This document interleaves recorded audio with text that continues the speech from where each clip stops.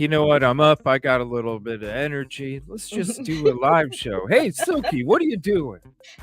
Yeah, he gave it like it was my lazy morning because I was on, I had a show last night and I was sitting there trying to book an Airbnb.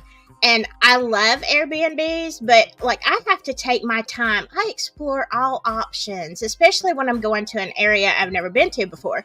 So, he messages me and I'm sitting there like hair literally everywhere. And he's like, "Hey, you want to go live?" And I'm like, "Okay, I have 30 minutes to make a decision, book my Airbnb, put some makeup on, try to do something with my hair, make some more coffee." And I almost did it in 30 minutes. Yeah, it's all good. It's all good. We'll just be on for a little bit. I've been we'll be doing our Idaho Force stuff tonight, and we can even talk about it today, but I've just been seeing a lot of this stuff about Madeline Soto coming out. Yeah. Uh Not only about the dad, but about the mom too, and it's just like, what the fuck, I got some energy. Let's do a live. Let's hang out for Good. a couple hours, and then we'll come Yeah. back, and because we got a good show tonight, we're going to be listening to the crime professor from University of Idaho discussing the crime of 11/22 shortly after the crime took place. So I think that'll be an interesting discussion as well. Kelly Miller, what's up, Skittles? And let me see, 8 members. Oh wow, 8 months already. 1 second, hold on.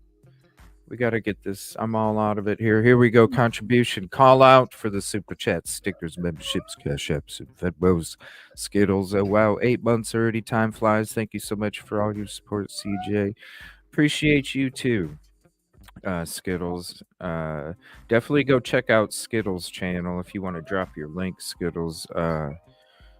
She does some true crime stuff as well. And thank you for all you do for the true crime community. Golden ticket number 2, K Miller. I don't know why in the replay it doesn't show a golden ticket. Maybe it's just me. I don't know. And hold on, contribution call out.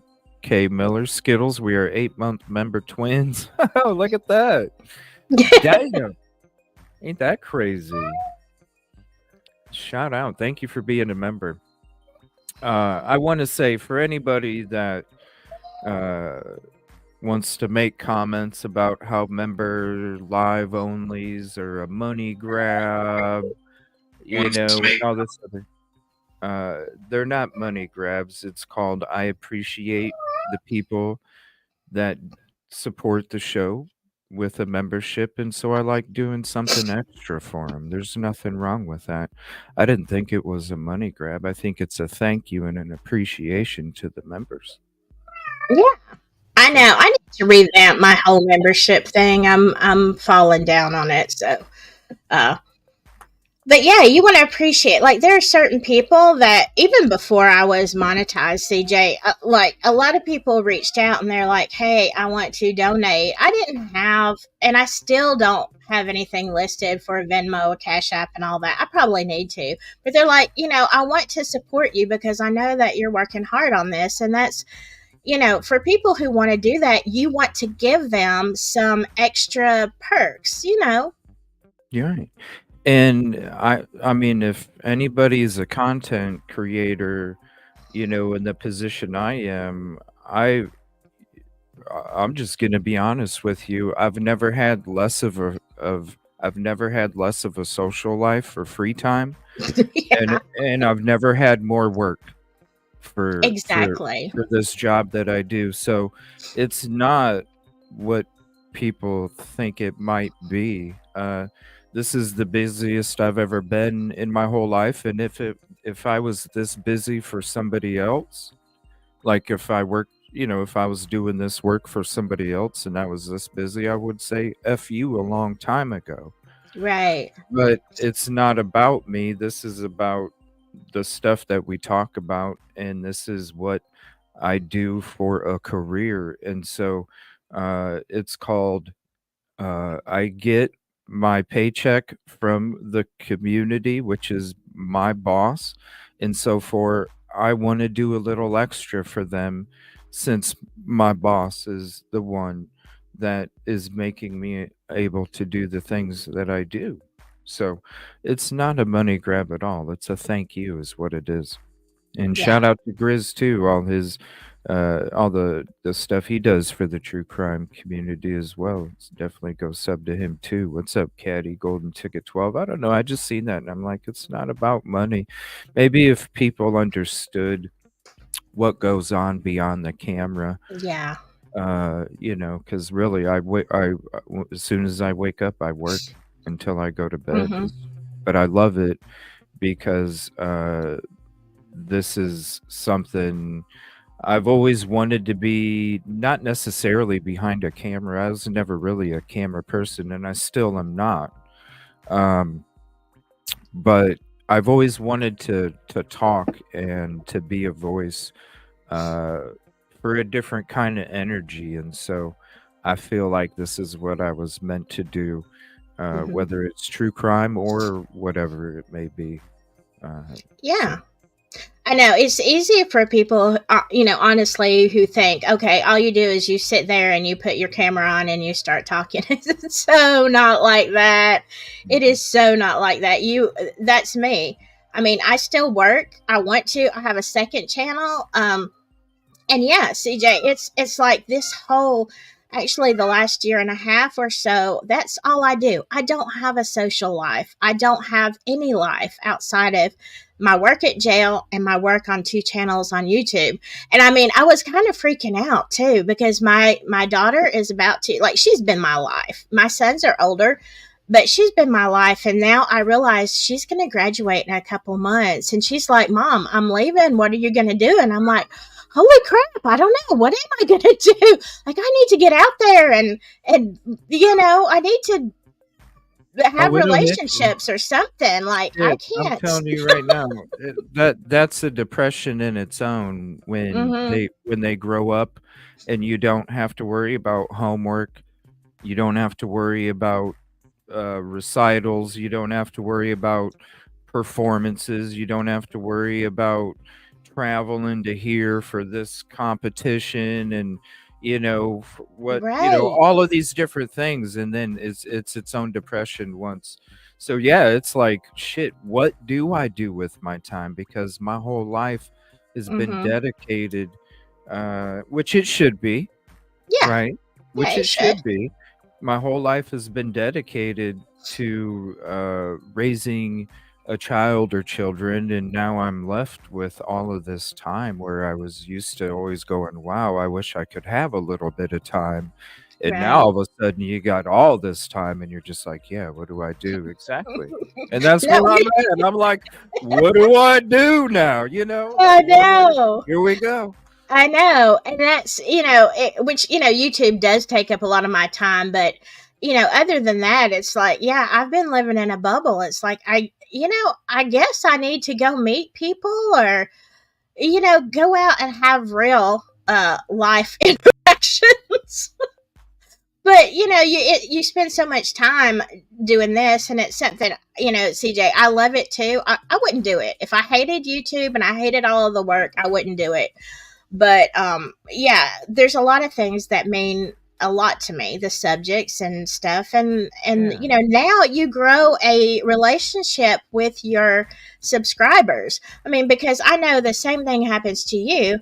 You get emails, you get Discord messages, you get Messenger. I get messages from so many places, from so many people, and you talk, like, it's Yeah. not just, oh, They here's a become link part of for your something. family. Yeah, they become part of Right. your family. Yeah.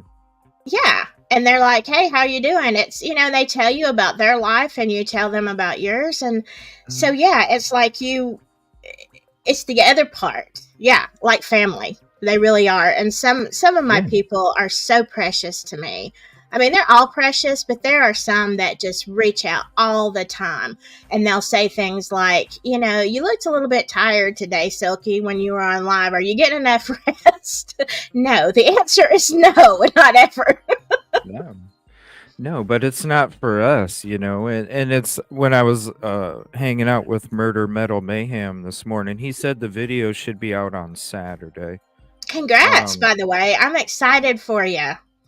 Oh, thank you. Yeah, I love collaborating with Mm-hmm. people. And that's why I always have, everybody on the power panel. But I was talking to him and, cuz he asked me, he's like, "How'd you start off?" I was like, "Dude, I was going to be a show," which if you go to my first shows, you'll see we talked like the some moon landing stuff that just took place. They were talking about it back then. It was, different shit, it's just whatever. And and that was right like a week or so. It might have been the same week actually that 11/22 took place, the crime. Wow. And as we started to go into it, and I told him, you know, it's like I got to a point where I'm like, I can talk about touchdowns, but I wouldn't feel right, like I would wake up the Right. next day and go, what if, this energy, this peace, positivity, and progress, yeah, I could talk about stuff that I love. But does it matter at the end of the day who scored a damn touchdown? No, it No. matters about this missing kid. It matters about an investigation that is being manipulated because just like I have ever since I was a little kid, and it's probably because of how I grew up, having to appreciate and work for everything that I fucking had, Yeah. that I always thought about other people first, and so it's one of those things like Right. if that was me sitting in a jail cell, who gives Mm-hmm. a fuck if I have a degree or not? Right. I'd be Right. I'd be thanking that person, because who knows? Any one of us could be in any one of these positions, whether it's a missing person or somebody that's behind a jail cell or somebody Yeah. that was unalived, any Yeah. of us. What's up, Yeah. typical lady? I didn't start either, trying to do true crime, current events. That's not my, talking about that the hat videos. I was doing vintage crime stories. I was just having fun. And this my primary channel was my second channel then. And yeah, it was the same thing. Richard Allen got arrested and I was like, okay, I'm going to do one video on this, like, hey, let's leave the family alone. We don't even know. Mhm. And all of a sudden you get sucked into real people, real lives, real pain at that time. And I'm like, I looked at my vintage. I still, if it was just me, I would just do vintage videos. But the thing of it is now I am so invested in people and I care so much. And I'm like, we have one life to live. I want to Yeah, make mine count and I want to be an advocate, you right. know? Yeah, So because we're there you not go. here very long. When I'm a documentary nut, and I watch a lot of documentaries about space too, and when you Yeah, think about how long all these planets have been supposedly been around and how long the lifespan is of a human, yo, right. we're we're just a little, just like we're a speck of dust, we're a speck of time. Mm-hmm. And I believe that we are all are each individual own soul, and that's our energy, and energy gets transferred. And I believe that we were blessed with the gift of having energy transferred of our soul from wherever it was before into this beautiful house that we have and we call life. And so why not try Right. and celebrate that, together. So Exactly. Exactly. And yeah, and make a difference. Make a difference. That's my whole thing. And so, my other channel really doesn't make a difference. But it's fun. It's a pressure valve for me. But that's the thing, CJ. Let's do something important. And that's why I don't get into the creator drama. I don't compete with any other creator. There are some that I cannot stand. There are some that I absolutely adore. I don't compete with anybody but myself. It's like I look at my stuff and I'm like, you have got to do better. You've got to do better. You could have done this better. You could have done that better. And mhm. that's my competition. Yeah, I'm my own competition, Hmm. cause I know ain't nobody outworking me, make no, I'm just saying, maybe I'm not the first, or maybe I'm not the biggest, or I'm not the best, but I know ain't nobody outworking my ass. Yeah. I know that. I know I'm in the gym first, and I know I'm the last one to leave. I know that. What's up, Yeah. Rosie? How you doing? Hey, how Hey, are you? Rosie. How are you all? Thank you. Good. Just doing a last minute live here. Thank you for hopping in. What's up, Mark and Betty? Everybody else? Uh, yeah, it's constant when it comes to. That's why it's about. I don't know. I'm just an energy person, regardless. When it comes to that shit, so that's why there's the big heart and the big boot, because it is all about energy. Because I'm not about. We got this atmosphere. It's nice and strong. You start letting some toxic gases come in, and it starts ripping holes. Talking about toxic gases, we'll Yeah. get off on something It else. starts ripping holes in your atmosphere. Next thing you know, you end up like Mars. Yeah. You don't have one. Don't be like Mars. Don't be like Oh, Mars. good. No. Don't be like Mars. Be like Earth. Hey, Rosie, what time is it over where you're at?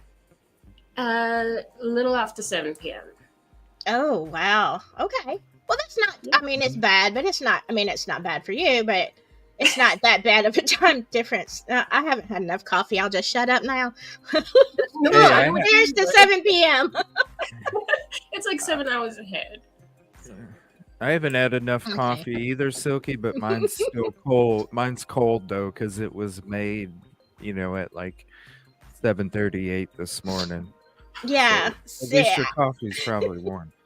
It is, but it sits here like I can drink you know, room temperature coffee all day if I made it. And I had my first cup probably about 6 this morning, and then I got, all carried away in the Airbnb and doing other stuff. And so, yeah, I wasn't even focusing on living except I was just planning a trip, sitting back there, looking all Sasquatchy, hair everywhere. It's like, oh, okay. All Yeah, right, let's get surprise! together, pull it together. Surprise! I even surprised and invited Rosie too. Yeah, Uh, that's great. and you two golf if you want to join. And I want to say, and I wish I would have been up last night because I want to say shout out to Once Upon a True Crime for showing some of the videos that we've been going into uncovering the cover with all the stuff that we've been kind of going in through and exploring when it comes to not only the fraternities and the church and stuff and Pebbles and the people on panel. I watched the episode this morning as I was getting ready, and I just want to say thank you to Tommy in his community because it's just nothing but beautiful from over there. Other than the dumb comments about my members live being a money grab. No, for real, because that's Yeah, kind of it's like no, if you understood how hard you know we yeah, work and what it really means is it's an appreciation. hmm, Um, I don't know. When you put out that kind of energy, that's just a different kind of story. But other than that, yeah, it was just nothing but love, and I appreciated it. And I just wanted to say a special shout out to them too, because he did make a comment. He was like, "Man, this video's only got like 200 views," and it's true. Like those videos, they may not get very many views, but it's at the same time, it's just amazing fucking work from the community and hmm, all of us kind of thinking together and right. brain stewing together. Um, like Murder Metal Mayhem was actually watching the video, some of those videos too, and he asked me some questions about it when I was on his show, and I was like, yeah, I was doing work on something else, wasn't even about Sigma Chi, and I look up and I see this emblem, and I'm like, what? And then all of a sudden, it just was like I had so many questions because then so many things made sense, you know? And so as we Right. start to get through it, it's true. Like, there's a lot of things that people don't realize that are taking place, I think. Because it's always been about the MPD ranking up in the no reports. And with all the work from the community, it's like, no, it goes way deeper than that. So shout out Tommy for playing some of that and all the beautiful words and support from the community over there. Yeah, Once Upon a Crime Time. Tommy. You guys know Tommy. Yeah. So, yeah, I've been kind of, even though I've been not feeling good and I haven't really been able to be on just energy wise and mind wise. Yeah, he is wonderful. He's a good soul. I appreciate him so much. From the very beginning, I've always Tommy's been a special soul, and I'm always glad to be aligned with Tommy. Um, You, but you I was just doing. reminded me to take my antibiotic. You said I haven't been feeling good. I'm like, I'm supposed to be taking medicine. Uh-oh. Well, I'm glad that you got reminded because that's important for you. Yes. An antibiotic, yeah. But I've been kind of like trying to keep up on all the stuff that's been going on. But as I was looking at stuff this morning, I was like, holy crap. Like I I I heard a lot of stuff a few days ago about the interview with Madeline Soto's mom. Kind of like the timeline stuff not matching up, and they're wondering if she was pretending to be her in the footage and all this other stuff, and how the timelines didn't match up. And now it's like, is she this innocent when it comes to all this? Is Yeah. she really part of it too? And it's like, I know that social media is getting louder and louder, and I know it's the availability stretches more and more each minute.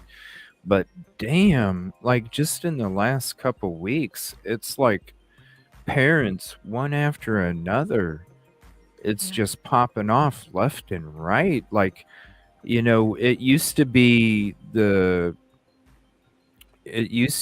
another unfortunate situation. It used to be these school shootings popping off left and right, and it almost seems like we're not hearing about those anymore. It's these parents that are doing stuff with or to or allowing things with children, and I just Yeah. don't.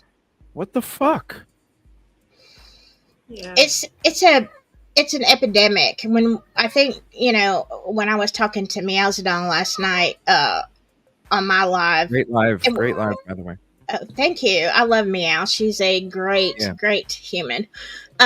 Anyway, and we differ, me and Meow, a lot on, she's, very by the book, what's in black and white. And I am the one who's gonna like go off on a tangent and a rabbit hole.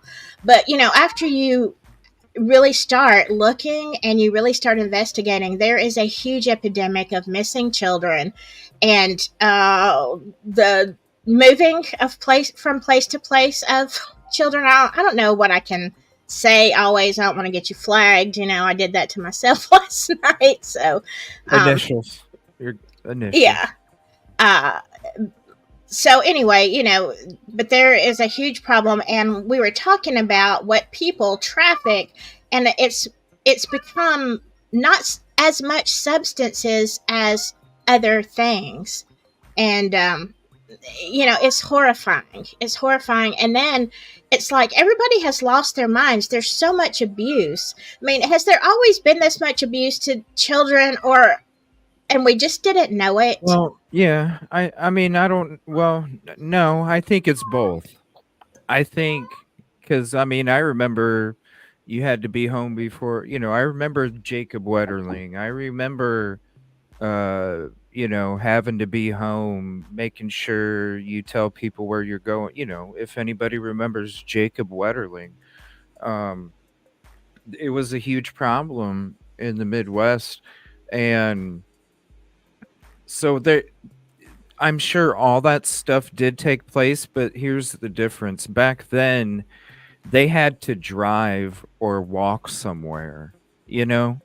nowadays with the social media and technology, they don't have to fucking go nowhere. They could be sitting at their computer, and instead of doing work for a true crime show, they're looking up back doors and trying to meet fucking people pretending to be somebody else, you know.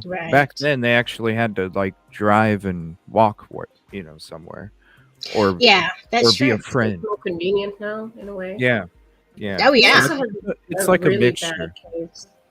It's like a Yeah, mixture. we have a really bad case at the moment here in South Africa as well. The case of little Jocelyn Smith. She's only 6 years old, but she was sold by her own mother, apparently. Wow. Yeah, yeah, Oh my it's God. happening now. I Jocelyn mean, Smith. yeah. So it's a worldwide problem. Yeah, Wow. I it's mean, terrible. Yeah, it's As a disgusting. parent, like I can't. I cannot. There is not in my head. There is not a punishment great enough for you, parents. Like I don't care what it is. It's not bad enough. It's not what you yeah, deserve. That is my yeah. opinion. I cannot, as a parent, fathom Right. somebody doing that. It makes me so angry beyond belief. Yeah. So, I It's mean, that's what it seems to be at the moment. As far as I understand, I think that her mother has been taken in. yeah. So I don't want to speak out of turn, but that is what I've seen. If I'm incorrect, but I Wow. think that is the case. Yeah, Mm. yeah. So It's yeah, it's like, if you don't want your child or you don't want to treat them the way that, because it is our future, we're supposed to evolve. You're supposed to treat them better than you were treated, if even if you were treated wonderful. You go Right. another step. It's the yeah, 150 approach. It's the Right. 150 approach.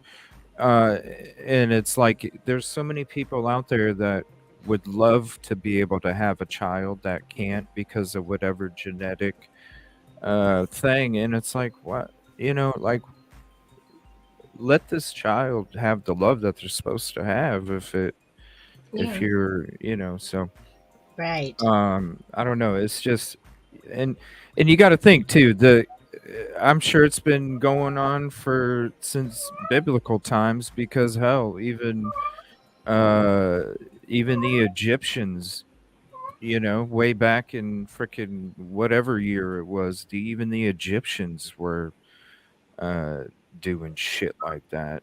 Oh yeah. So Sacrificing their children. Yeah.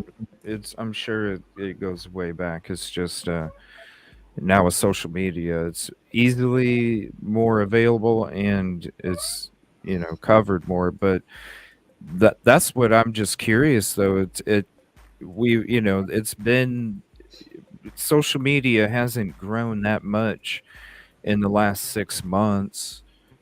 When it comes to news, and so that's where I'm saying, like, where have we heard, like, we know that there's these cases and they existed uh for who knows how long, but now these last 2 weeks, I don't ever remember there being where it was like one after the next, after the next, after the next, after the next.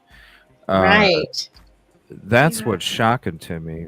um and it's like, you would think that these other parents would be seeing some of these programs or something, and maybe they would think twice about doing something like that to their child. Because I mean, hell, how you can only, when you have all of the eyes that you have, not only mainstream media but now YouTube, you have all these eyes watching you. How in the hell do you think that you're gonna like get away with some shit like this, honestly? Like, what Right. is the percentage of getting away with doing this to your child? I can't imagine it's that, like, under 10%, I would have to think. I mean, yeah. I guess it's something that is so shocking that people almost don't want to believe it. So to maybe your that, own, you know, to yeah, your own child. I know that there's kidnappings that are just crazy all over the place, and Yeah, there's a lot of stuff that happens. I'm not talking I'm saying as your own child, like your but own parent. You got family that knows something's up. You got neighbors that know something's up. You have all these people that know something's up. Mm-hmm. How do you think you can sit there like Madeline's mother in front of a camera and the stepdad and be like, you're gonna get Right. you're gonna get found out. yeah, I think it's just that it's like the most unnatural thing in the world to do anything harmful to your own child, right? So I feel like people who are, I don't want to say normal, mentally healthy, they just can't really fathom it because it just doesn't. How does that make sense? Like, you know, Not only to another human being exactly, yeah, but your own flesh and blood, yeah, or Mm-hmm. or a stepchild that you're supposed to treat like your own flesh and blood. exactly. Right. Uh, let alone another person you don't know that you just saw at Walmart Tuesday. It's that is just, I don't know, I don't get it. So, um, I figure we'd check out some of these videos. Vinny Politan's actually doing a live, so but there's some other videos I was gonna check out when it comes to this whole case. So I'm gonna go to the Vinny one here in a little bit, but this is from Crime Stories Obsessed. It's been a while since we watched a video from this channel, actually probably since last summer. Um, check out this, something about a birthday gift or something. So like I said, it's been a while. I've been trying to keep up, but I've been resting a lot. So if there is some new stuff, let me know. But this is something I came across, something about a birthday, the friend removal birthday gift. I don't know what that is. Check it out. Let this music go by. And if there is any press conferences, let me know. I'll take a look to see. But I didn't know her mom. Is her mom in custody? So this is Stefan Stern's Facebook page, and if you probably have been following this case, then you'll know that the young girl, Madeline Soto, went missing. She lived with her mother. She lived with her mother's partner, Stefan Stearns, this man here. Not long after she went missing, both parents spoke to the media and sounded terrible. The stories didn't seem to match up. Then they changed. It was all a bit crazy, and Stefan Stearns was arrested. Madeline was found, and now, as far as we're aware, the mother has not been arrested, but there are many questions over whether or not she was involved, whether she... Yeah, let me know, because this just came out like an hour ago, so let me know if she was. But I don't know. I was gonna watch her interview too, because what's the timeline that's not making sense? I know she said that she was seen on like a church video or something like that. I Something don't about know. footage, Me neither. but playing it off or something. she did anything, I don't know. whether she helped to cover it up, and what involvement she actually had through strange things that occurred during the media interview where she was shaking, the story changed. So just going to have a look at this a second, because if we look at the friends list of Stefan Stearns, I've tapped in Soto here because I'm looking at Jen Soto, and it doesn't look like he has any friends under the mum's name. So it looks like the mother of Madeline Soto has removed him as a friend on her Facebook page. The other thing I wanted to note was this picture here, the back wall. It's got like a diamond in the sky. Now, if you look at the picture of Madeline here at her birthday, so this is the day before she disappeared, and she has a small bag here, a little blue bag, and she's had a gift in there, and now I'm guessing that it's probably jewelry because it's only a very small bag. And then she's got this necklace here, which is like a long diamondy kind of shape. I don't know what you call that. I'm wondering if that little gift there on the right in that blue bag was a little necklace. If it was from Stephen Stearns, this is, like I say, the picture on his Facebook, the backing photo on his Facebook account. Whether that means anything, whether that means that that necklace was from him, I don't know. How long was this going on for? If you've read the affidavit, it's absolutely crazy read.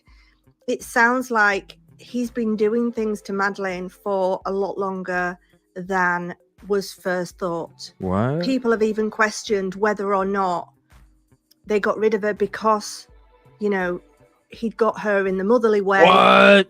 I don't know. We're not going to know. And with her being a minor... How long was this dude? Okay. Well, they said 2 years. 2 years that they thought he might have been abusing her. So from age 11. When did he come into when did he come into their life? Like, does anybody know how long he's been around? All I heard was 2 years. So I took that as he was with the mom for 2 years, at least, if not before. I could be wrong about that, but that's the way I took it. How'd they meet? How'd the mom and this guy meet? Like, has he been charged before? Does he have a record? The affidavit, I never even read that.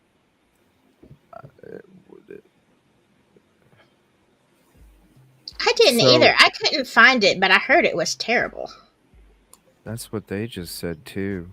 It's been doing it for at least 2 years.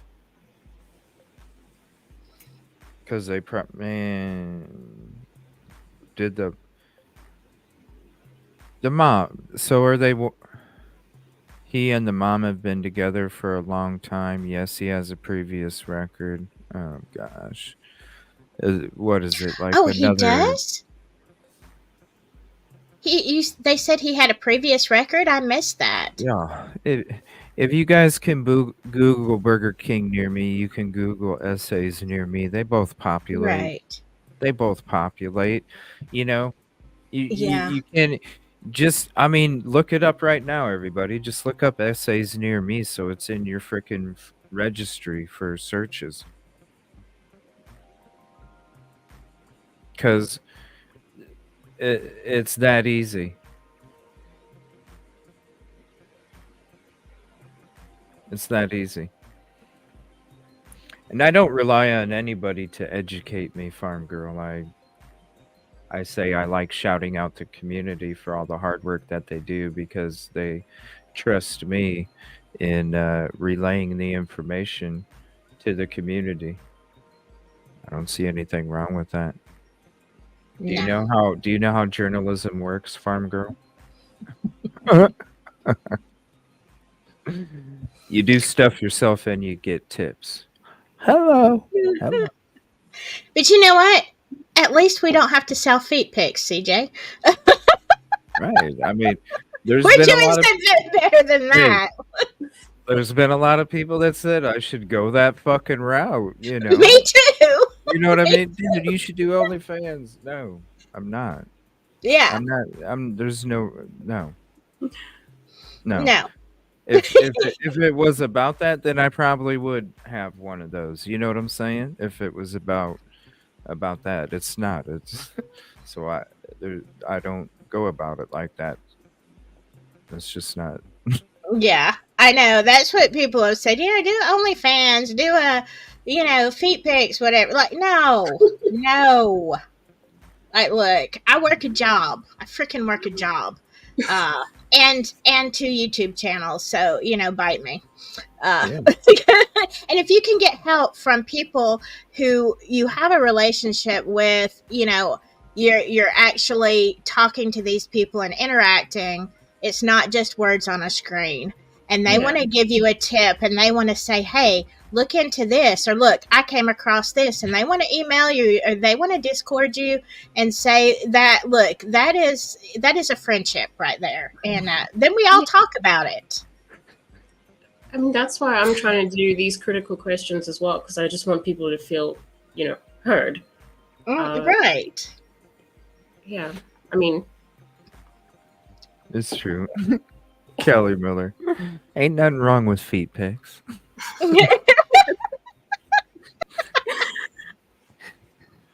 Yeah. If you're into feet, that's okay. Like, no shade if you're into feet. No, I'm just saying it starts off with feet and then it ends up somewhere else, I don't know. I worked with a guy in this last year that, he said, I know this is off subject, but speaking of, he was saying he does this. He was like, I was complaining, like, oh my God, this bill came up, whatever. And we worked together. And he's like, well, do feet pics. I thought he was like kidding. He was a broker on the side, making way more money just brokering. It wasn't his feet. I'm like, where do you get all these feet? He said, somebody comes over to my house and I'll ask them, I'll just say, like, hey, put this Dr. Pepper can in between your feet and hold it for me. He takes a picture. I'm like, what kind of people buy these pictures? But he was making a good living. And I'm like, dang, I am in the wrong business, CJ. I just can't, I can't make myself, I just can't do it. I don't know. I don't know. That's just not my, I mean, I don't know. Why share it with the whole world when it's supposed to be special? Exactly. You know what I mean? It's supposed to be special for whoever. So why, why need to go about it that way to make money? It's just not. Yeah, exactly. That's the way I feel too. But I don't. I don't go to those establishments, and I never have. So it's just not my thing. You know what I mean? It's just not me. I'm just surprised that there's like a market for feet pictures. Oh yeah, and look, from what I hear, because I hear this I'm around a bunch of teenagers all the time. Apparently, I'm thinking like you have to have very beautiful, extraordinary feet. No, apparently some people like gnarly, dirty, whatever kind of feet. And I'm like, ugh, I can't with y'all. I don't know. To each his own. If you are a foot person, I'm not casting shade. I'm just saying it's not for me. Tomato, you know what I mean? That's just that's whatever floats. But yeah, I didn't know this dude had a record. I wonder if the mom knew about it. I mean, how do you not? I would think that the mom would have did her own background.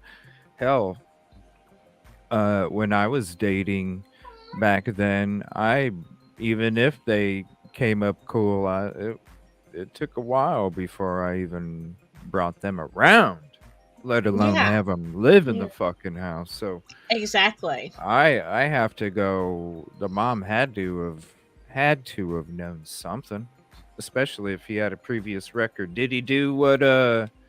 Does he go by his middle name and that's how he gets around people not being able to search his shit good enough, or what? Like, what's the story with this guy and the mom? Did the mom? She had to have known.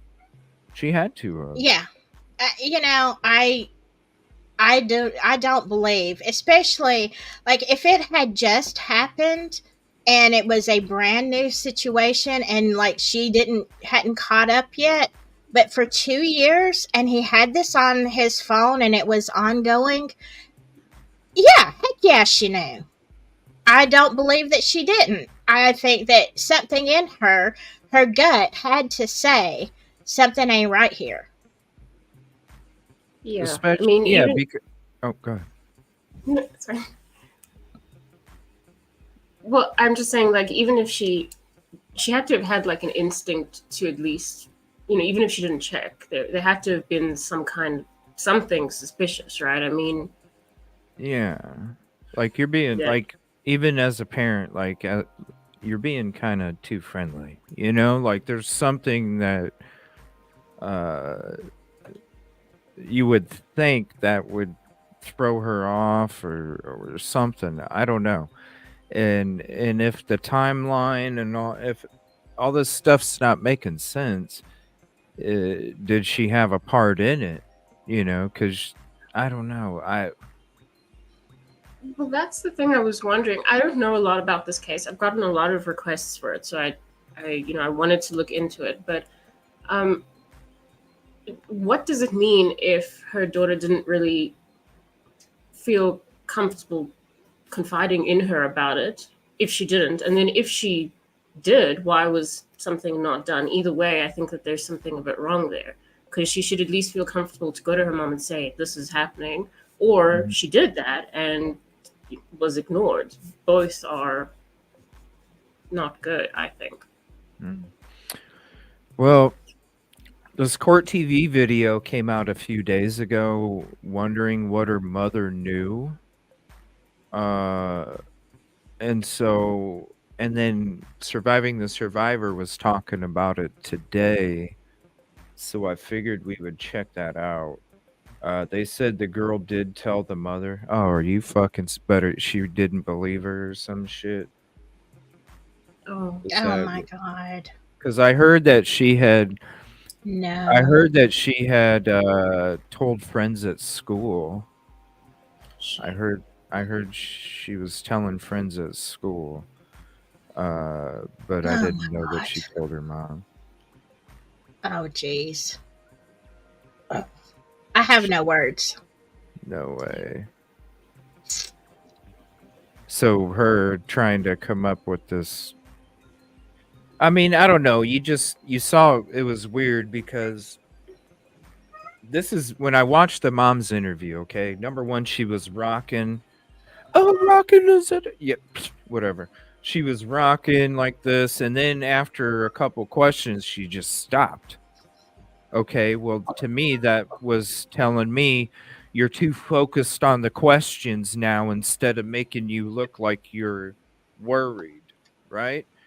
Oh, my focus at first was me playing it off like I'm worried, and then as I start getting into the questions, I start to stop because I forgot I need to keep focus on making myself look worried. Number two, when her children were making noise in the background and she paused for the interview, she once it stopped, she's like, okay, yeah. I would have been like, you know, it's so beautiful hearing those children play. Like I would have been crying or something because if I'm sitting there hearing children play, I'm not sitting there looking like I'm uncomfortable because I'm interrupting an interview. I'm sitting there going, "Damn, I just lost my fucking daughter."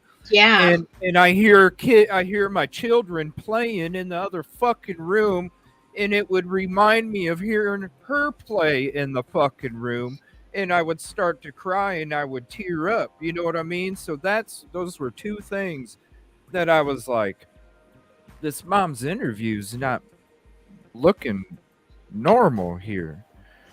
She's looking Right. at the camera, like, yes, yes, answering the questions, but I'm sitting there thinking beyond that, and I'm like, yo, I would have started, like, coming from me, I would have started fucking bawling as soon as I heard my other children playing in the room with their toys. Oh, hell no.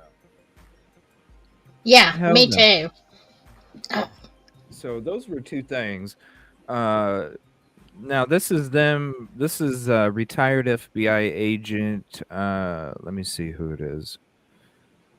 Scott Duffy, talking about Madeline's crime and whether her mom knows more. So this just came out, and we'll hit play, and I'll share the link with you so you have it too.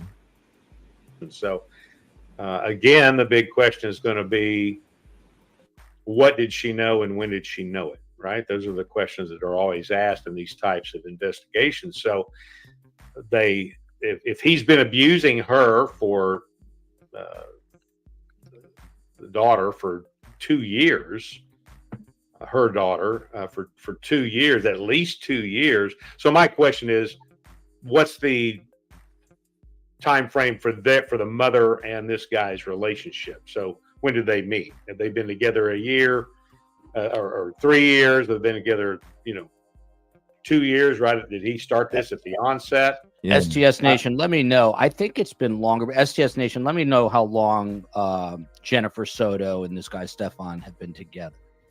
So they've been together for a while, is my impression here, and long enough for him to understand that he's got a target. So he's got somebody here now, and who knows? I mean, the relationship. I'd be curious to know how the relationship started. Yeah, look at this. I didn't know this, that the mom apparently has now lawyered up, so she's not talking to police. And COE, can you put the Laura Lee pod fan comment back up? I didn't mean to take that down. But go ahead, Phil. It looks like she's lawyered up. Well, so lawyer. If she in fact has done that, she's, I guess, made a decision that she wants to be a suspect. So it'd be, and I would be interested to know the setting. I mean, if it were me, this would have been a non-custodial interview and brought in. You tell her up front, you're not under arrest, you're not in custody, you're free to leave, and get that anxiety level down, and then begin the interview. And I know how I would begin an interview like this, and so I don't know what they did. There's a possibility, of course, that they got her in there, and it maybe was. I mean, who knows? I don't want to. Whoa! So he was abusing her too. The dad was abusing the mother as well, Mary. Well, it wouldn't surprise me, but I don't know. And this dude worked for Disney, I heard. Was he playing fucking Donald Duck? I mean, what? I saw that earlier because I'm like, okay, if you want to go down the rabbit hole, there's a lot of Disney related problems, and yeah, but right. Yeah, but I mean, I saw that and I'm like, well, if he was working at Disney, he had access not only to her, but how many other kids? Mm-hmm. How many? Well, Crime Lines and Lies was having a video earlier this morning about somewhere else in this neighborhood where there's another SA over, I think she said it was 4 minutes from Madeline's house. And this dude and his son lived in this house, and the dude, the older gentleman, played Santa Claus for the fucking neighborhood, had like a white beard, played Santa Claus for the neighborhood, and all of the kids called him the Popsicle Man, and he had a fucking pool in the backyard. Crime Lines and Lies was talking about that this morning, and it's just like, what the hell? People are so easy to Google Burger King near me to get quick fucking supper. Shout out Burger King because I love you. But damn, you can fucking Google SAs near me, and I bet you more of those populate than Burger King. Oh yeah. I don't understand it. With the way social media is nowadays too, it's more at your fingertips. You used to have to pay $5.99 a month to have access to that shit, and now it's just fucking free. Like, you Right. don't even have to like have some kind of service to see this. And I guarantee you, I bet you most of you have one. I guarantee you within a block of your fucking house. I guarantee you if you put it in your Google search. Essays near me. Mm-hmm. I challenge everybody to do that. Whether you are a single person, whoever, it doesn't matter. Everybody should always be aware. Uh, Right. I mean, I've got 2 on the I'm road that I live on, and I know that right. because that's what Yeah. I did. I googled. Well, we have a website in my county that shows them from the sheriff's office. So, but still, Yeah. Yeah, there's registries and stuff that you can go to, which do take a little bit of work depending on what county and state. But hell, It's worth right in it. your Yeah. right in your Google search bar, and boom, it populates them all. Now, maybe they're not. There's doesn't mean that there's some that aren't in houses where they're not registered, because right. that takes place too. But at least it shows you where, and it's sad because you see children out there playing all the damn time right across the street from these people, and it's like, man, I wonder if their parents know. Mm-hmm. It almost makes you want to send out a fucking flyer to your whole neighborhood and be like, yo, Google it. It's Right.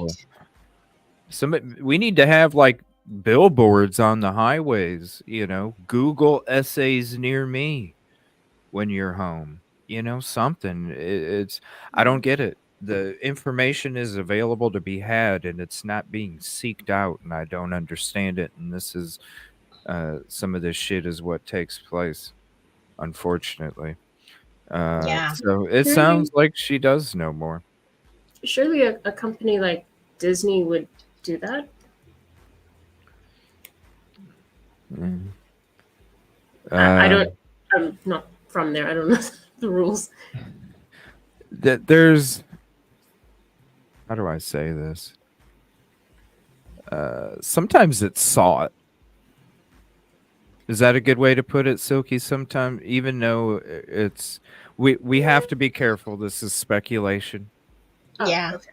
Okay. especially with that corporation. I'm just gonna say Yes. that corporation. Yes. Okay. Very big corporation. Yes, very big corporation.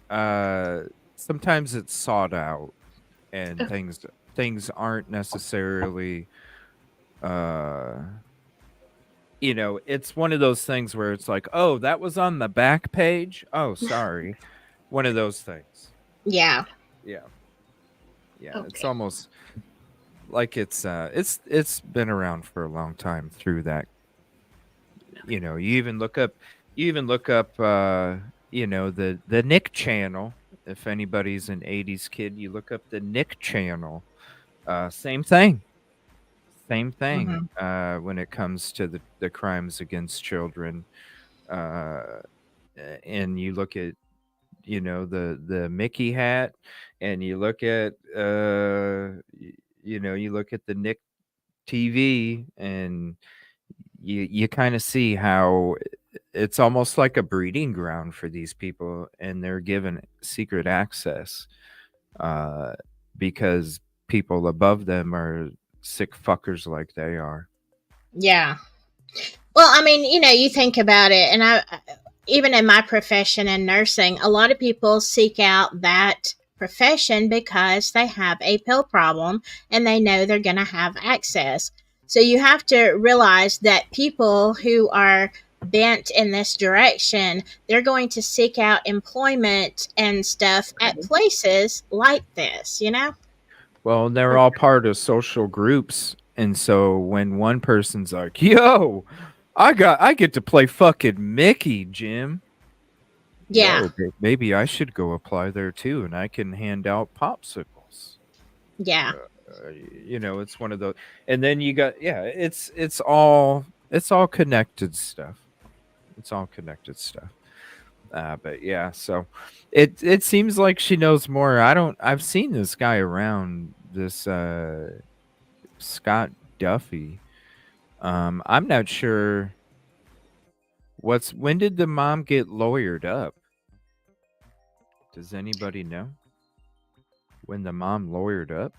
It had to be this weekend then, because yeah, I don't know what I would do, Skittles. I'd be plotting for sure. I don't know. It'd be tough.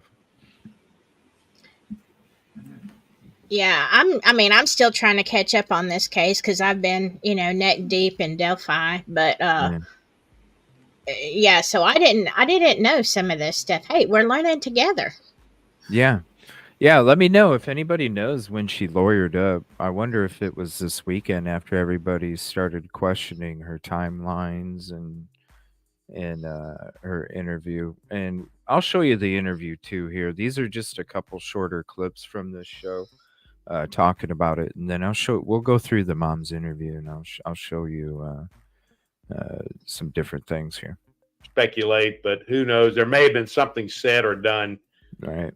in the course of that interview that caused her to do what if she in fact did this lawyering up. So when she's lawyers up, What's up, SM? I can only think of one time in a non-custodial interview where someone actually said, I want a lawyer. The rest of it, there are only two times that I can remember where they stood up and said, I want to leave. So whoa, it's interesting though. And who knows? I mean, depending on what their policy is, they may have brought her in for a non-custodial interview and then turned right around and read a Miranda, which is, you should never do. But I don't know what their particular policies are. So there's a lot of different ways why we get to this point where if she has lawyered up. And of course, interesting. that ends the discussion unless she reinitiates contact with law enforcement. The COE reminded me we do have sound, but Laura Lee Potvin, and this is a Phil question here because he is the king of this. What kind of, you talked about it a little bit, Phil, but in terms of an interview technique that would work best with this mother to get the truth out of her, Laura Lee would like to know how you would approach this. I know you're going to say, I would approach this as I approach everything, open-minded, no gender bias, no race bias, no cultural bias, open-minded. Am I right, Phil? I know I'm not doing the best impression, but how would you approach her? Well, the theme would be here, and you as a interviewer, you should develop a theme when you have it in your head, at least a strategy or a thing that you're going to. In her case, in a person like this, my theme would be is that I'm a parent. I have two daughters. Yeah. I understand the shock you must feel right now in finding out these things. And I can empathize with you about how I would feel if I discovered that this was happening to one of my girls. Right. And that's where I would start from. So the theme would be is that I'm connecting with her on that level of being a parent, not as a homicide detective talking to a suspect. So, and then we would go from there. And then I would talk about the relationship that she had with this guy. When did it start? By the way, Phil, that is being answered in the chat. Somewhere between 6 and 8 years, it looks like Stefan and this mother have been together. What? Wow. Okay. No way. No way. Oh, that's that question's come from. And how? Oh, it had to be going on. Maybe it was. They just found documentation that it was only going on for 2 fucking years. Oh, hell no. What age would that put her at then if it was 8 years? What, about 5? Yeah. Oh my gosh.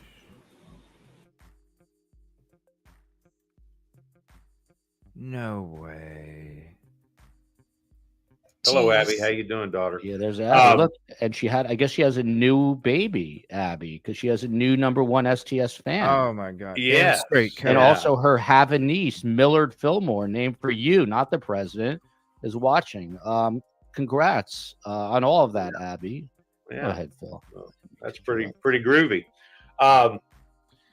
So back to her, I would just, I don't know what they did. I just don't know what they did. I just know what I would do if it were me. Then I would want to get that background between them. And now if he's been with her for 6 years, so in effect, he's been in the picture for half of her daughter's life.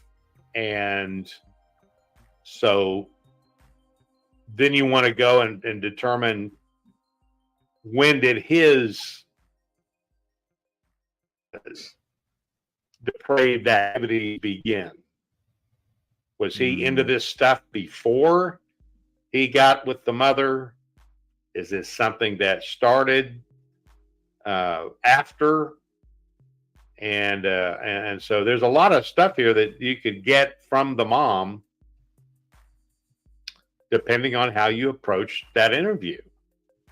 If the interview was approached in a manner in which it got aggressive very quickly, then I'm not surprised at all that she is lawyered up, because it sounds like talking to her as though she's a suspect, and she picked up on that. So I mean, I don't know, but yeah, probably I just know I would do it in a with the theme of connecting with her on that level as a parent, and then kind of go from there.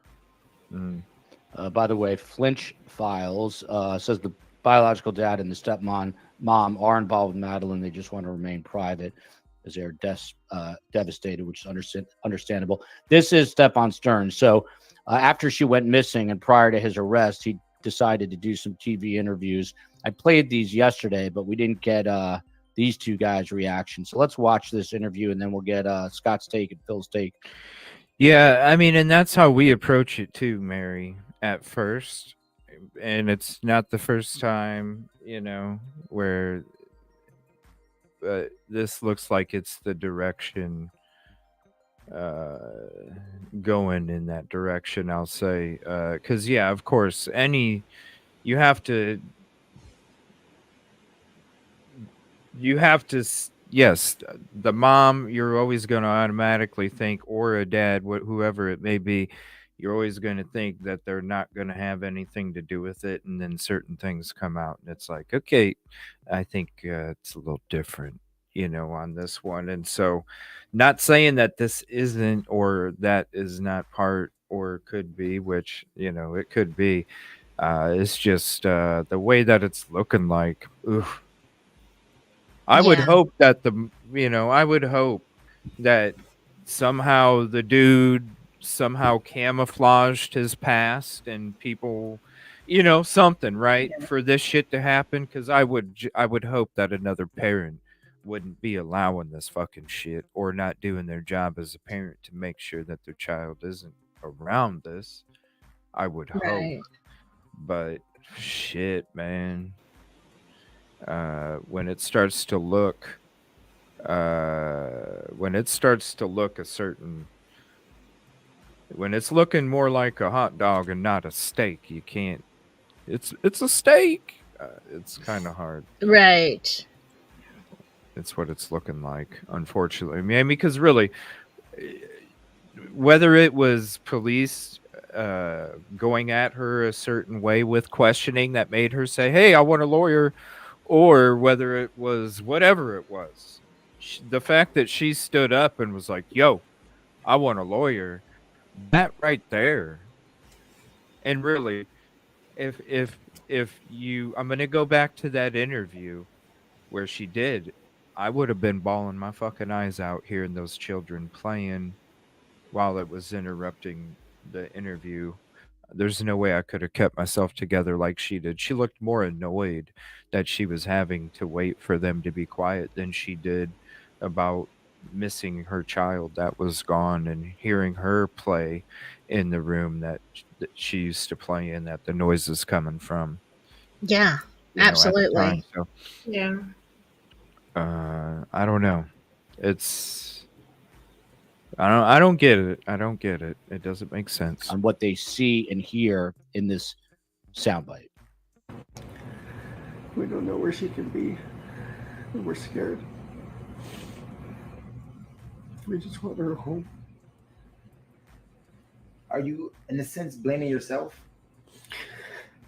It's hard not to. Why? I dropped her off early. I could have waited longer. She looked okay. She was walking towards the school when I saw her. It was like any other day, so I went on with my day. It's hard not to blame myself. Yeah, he looks like he's lying to me. Yeah, because it's like President Green. You hear all this stuff, but where's the byproduct of the emotion? Right. You okay, so what? You don't have to shed a tear, but you'll see eyes water up.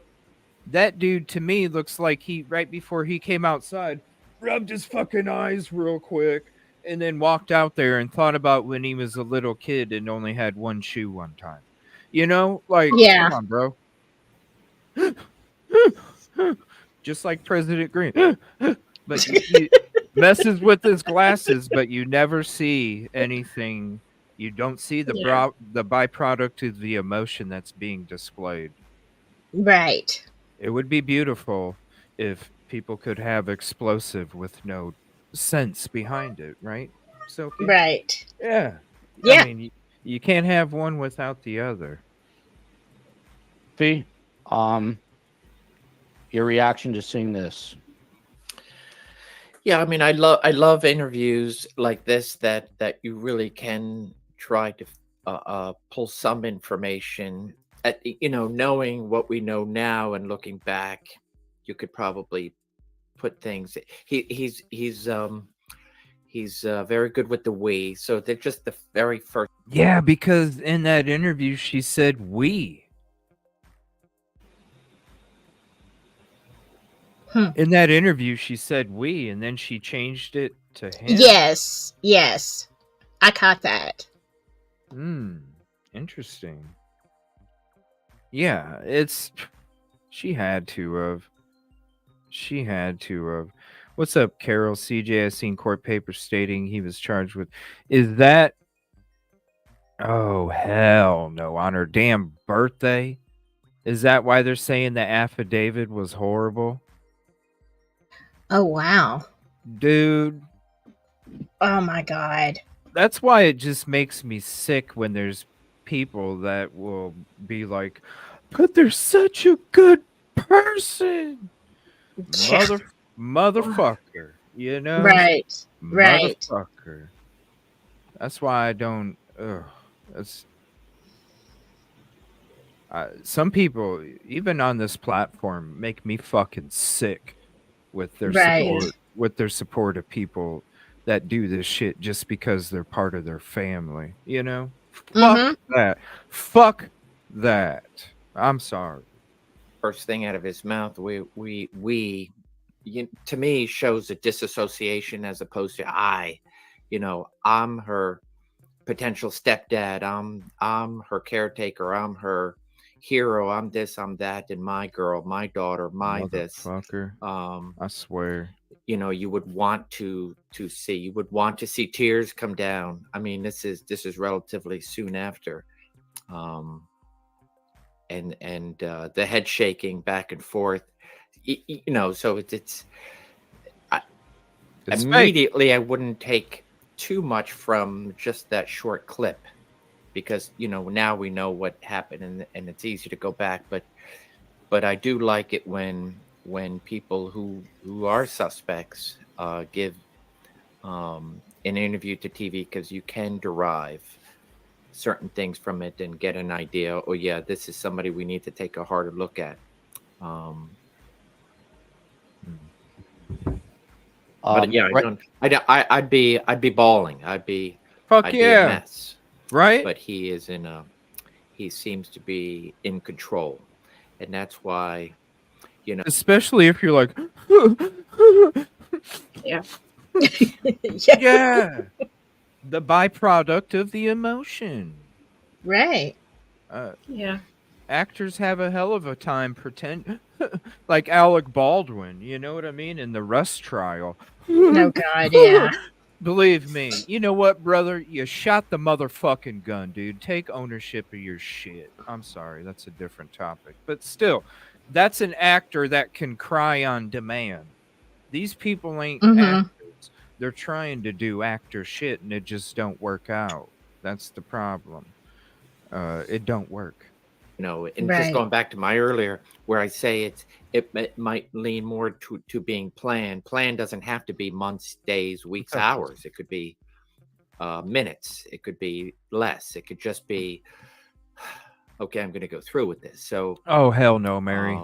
and then of course the Oh hell no. the getting rid of evidence and driving around. So Oh hell I no. I would I would wow. venture to say, looking at that clip, it could go both ways. In other words, if he wasn't arrested and there wasn't this information of what was found on his phone, I'd be okay. It's not probably how I would be reacting, and that's ultimately how you have to look at these. What is a rational person? What Right. is somebody who just potentially lost their daughter or their stepdaughter, or who they should be an absolute caretaker and have that relationship with, your girlfriend's daughter who you have been taking care of for 6 years. I would expect to see a harsher reaction as opposed to what's being displayed there. Yeah, I'm going to show Phil a separate clip in a moment, but there's a question here for you, Phil, from Hey, it's Jay. Could Stefan have groomed and brainwashed the mother to such a degree that she saw no red flags? As a mom of two, I believe mom would still sense that something is wrong. I want to hear your professional opinion. You always hear about the kids being groomed, but is it possible that he manipulated the mother so much that she had no real idea? And she's said to have some sorts of mental health issues. She's being medicated, which a lot of people are, but maybe he was able to, maybe she was vulnerable and he was able to take advantage. But to you, Phil, this question about the mother being groomed, what do you think? Well, I think it's certainly possible. Sure. I mean, Of that's course, but a good observation there. And you got to start at the beginning of this thing. I mean, who knows? That's why I'd be curious as how they met. When did they get together?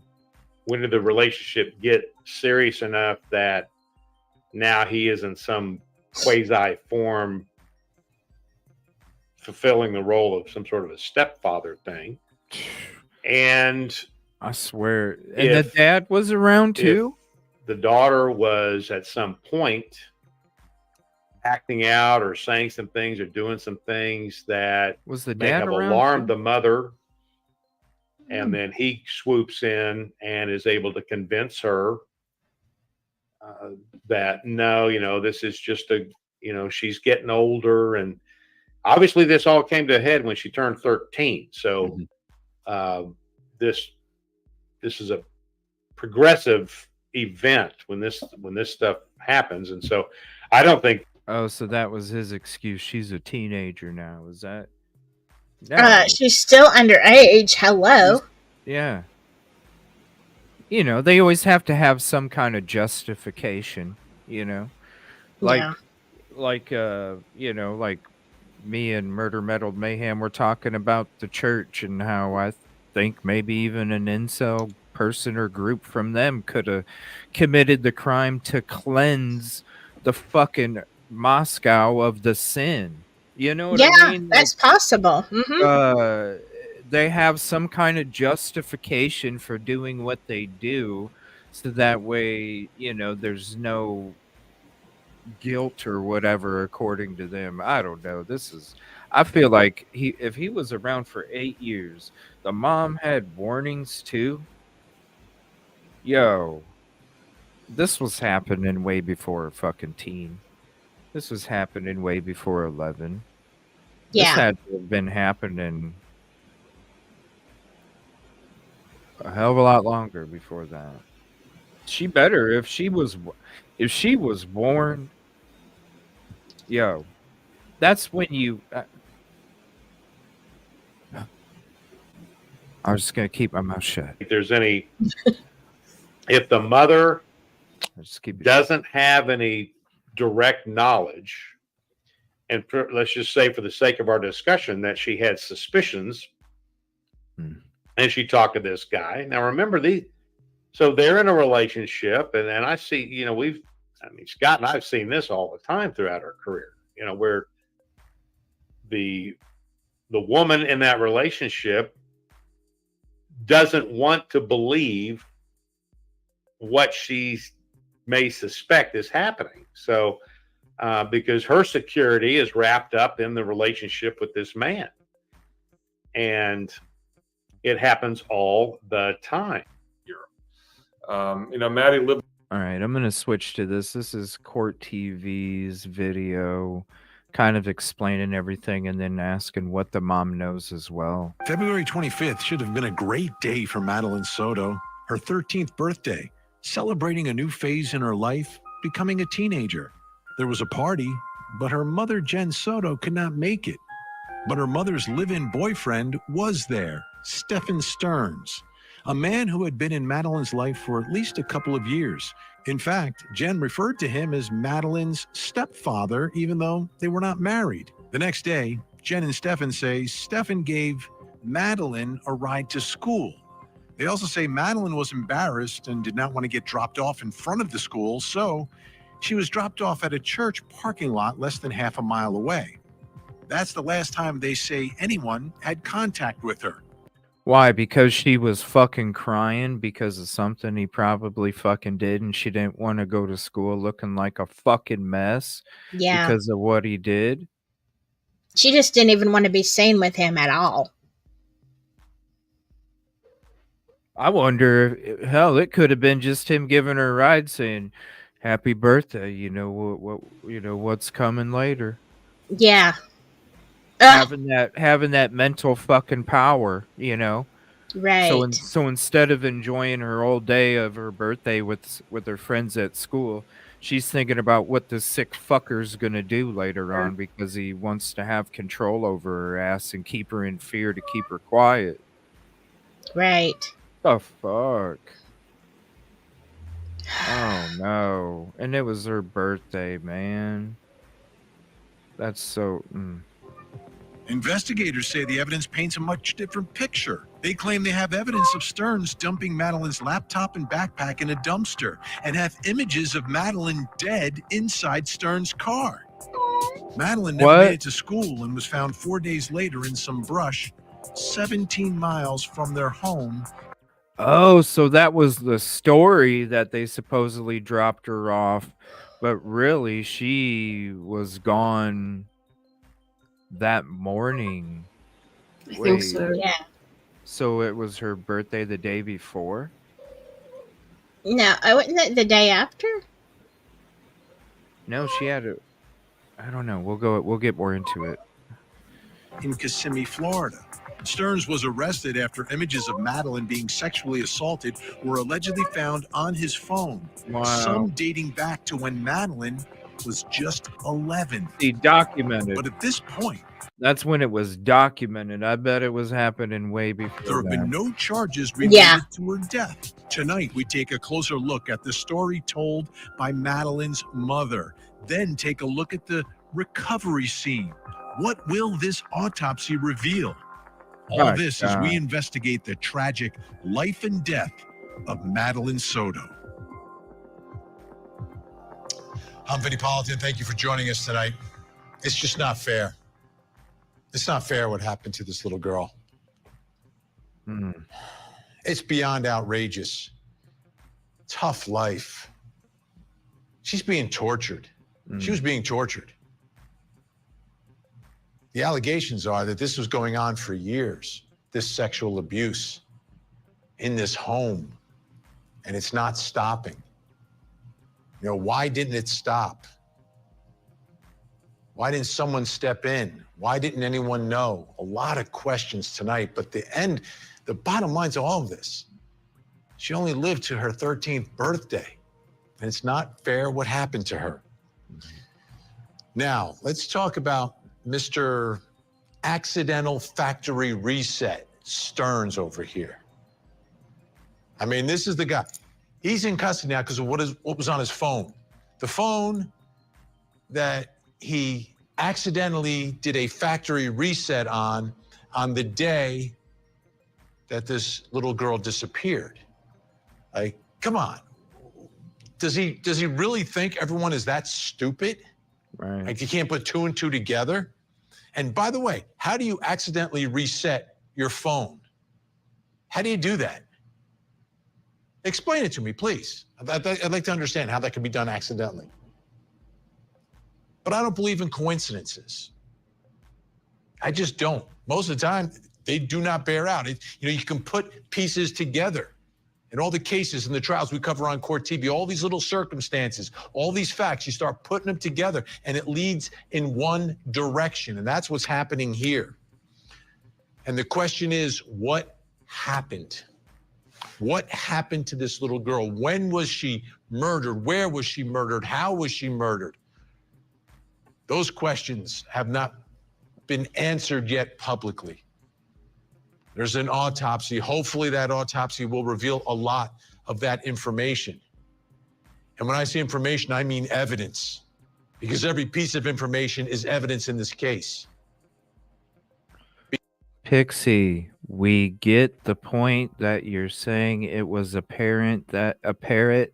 That was the interview you watched. I watched a different interview. The mom did more interviews than that. Okay, Pixie? Settle down. I wasn't saying the interview you watched didn't have a parrot. The interview I watched had children playing. Okay. I did see the parrot one. Yeah, I saw that one too. I mean, when you type 7 times, 7 times in between other people messaging something, we get it, Pixie. We get it. We got it the first time. Because this just can't happen without someone being held accountable for what happened to Madeline. Coffee. The other thing that's confusing me tonight. You're getting riled up. Madeline's mother. What's her story? What exactly is her story? What is she saying? What has she said? What does it mean? I don't have a clear picture yet. And obviously she's not talking anymore. Investigators are gathering up their evidence and information, so we don't know everything, but we're going to try to learn a lot more tonight. So let's start with what we know right now about Mom's story. And it begins, let's take a look at the arrest affidavit. This is the arrest of Mr. Accidental Factory Reset. On February 26, 2024, approximately 2,000 hours, Madeline Soto, 13-year-old, was reported missing by her mother. If anybody has this affidavit, will you please send it to me in Discord or any of the other socials that you can send me information? I want to check it out while we're checking this out. The mother advised her daughter's stepfather, Stephen Stearns, picked her up from home and dropped her off at Hunters Creek Middle School. I might have. The mother then went to pick up Madeline from school at dismissal and learned that Madeline never showed up for school. So that's when she finds out. She goes to pick her up at the end of the day. That's when she finds out her daughter is missing.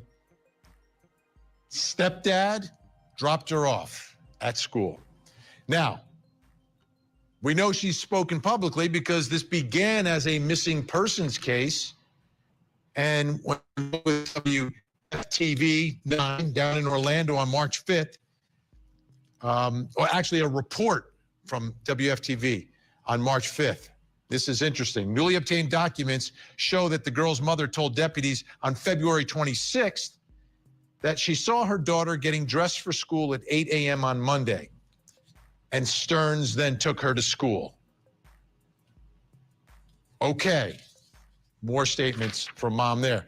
Now, let's take a listen to a February 27th interview, again by WFTV 9 down in Orlando with Jen Soto. Again, this is her telling her story and the story about what happened here. Let's listen. We dropped her off at school, close to school. She wanted to walk the rest of the way. She was spotted walking by the church, by the middle school, on the cameras. They saw her hang out in the parking lot for a little bit and then get up and leave. They didn't see a vehicle or anything else. They just saw her walk away around 9 a.m. heading towards the school, but she never made it. What was the last thing, I guess, the conversation that you two had, you and your daughter? We spoke about her birthday party. She had a birthday party on Sunday. She had a great time. I couldn't make it because I was working, but she had an amazing time. She was so happy with all her gifts. Oh, we already moved on from it, Tiffany. I already gave the parrot 150 and I could give no more. So I could give no more. I gave A t-shirt with a parrot. so I had to get the boot out and boot the parrot. Sorry. No parrot. I told her good night, and yeah, that was it. I was the one who took her to school in the morning. That was my partner. But yeah, in my heart, I feel like somebody took her. This isn't like her to just pick up and run away. Why did they cut that out? Spoke about her birthday party. She had saw her walk away around 9 a.m. heading towards the school, but she never made it.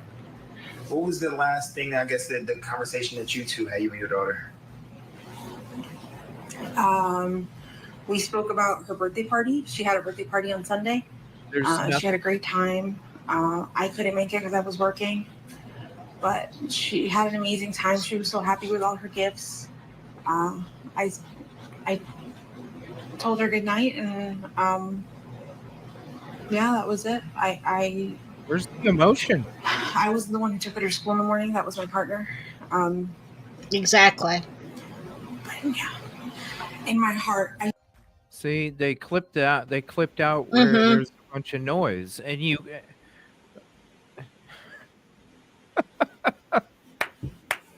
Right, Mark?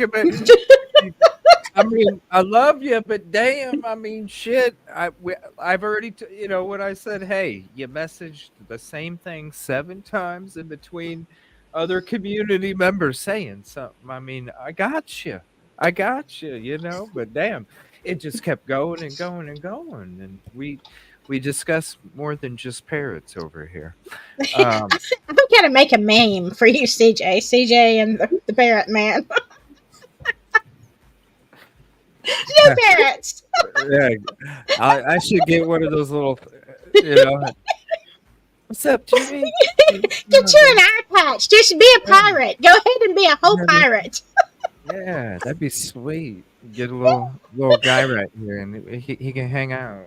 That'd be awesome. That would be sweet to have some kind of pet or something to hang around. But no, we don't put makeup on or do any kind of shows or any kind of tricks or anything like that. So that's on other YouTube channels, and we don't do any cooking over here either. So Yeah. go ahead and check one of those out. All right. Stick to cooking. No, we're good. But yeah, there's no emotion in her. No. You just lost your damn daughter. Pebbles. Yeah. The parrot whisper. Look, I'm gonna make something. I'm gonna make you a meme. I promise you, CJ. Somebody It's the right thing to do. Yeah. Somebody needs to knit me a sweater with a parrot that has like cotton, like a cotton stuffed parrot just included on the sweater, right? The little cotton parrot that's I could just throw the hoodie on and the parrot's always hanging out. Right?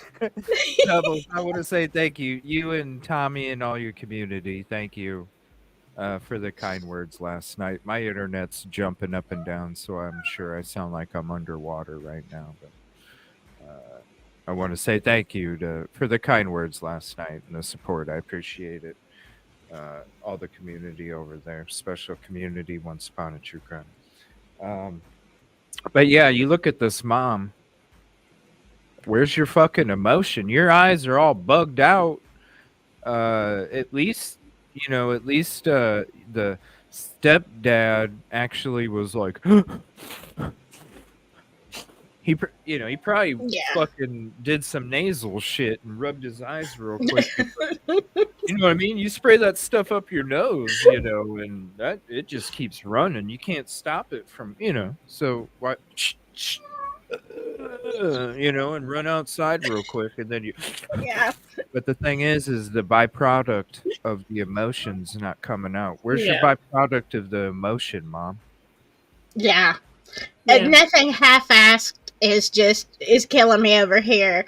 This Amber Turd School of Grief acting lady makes my blood boil. Talk to the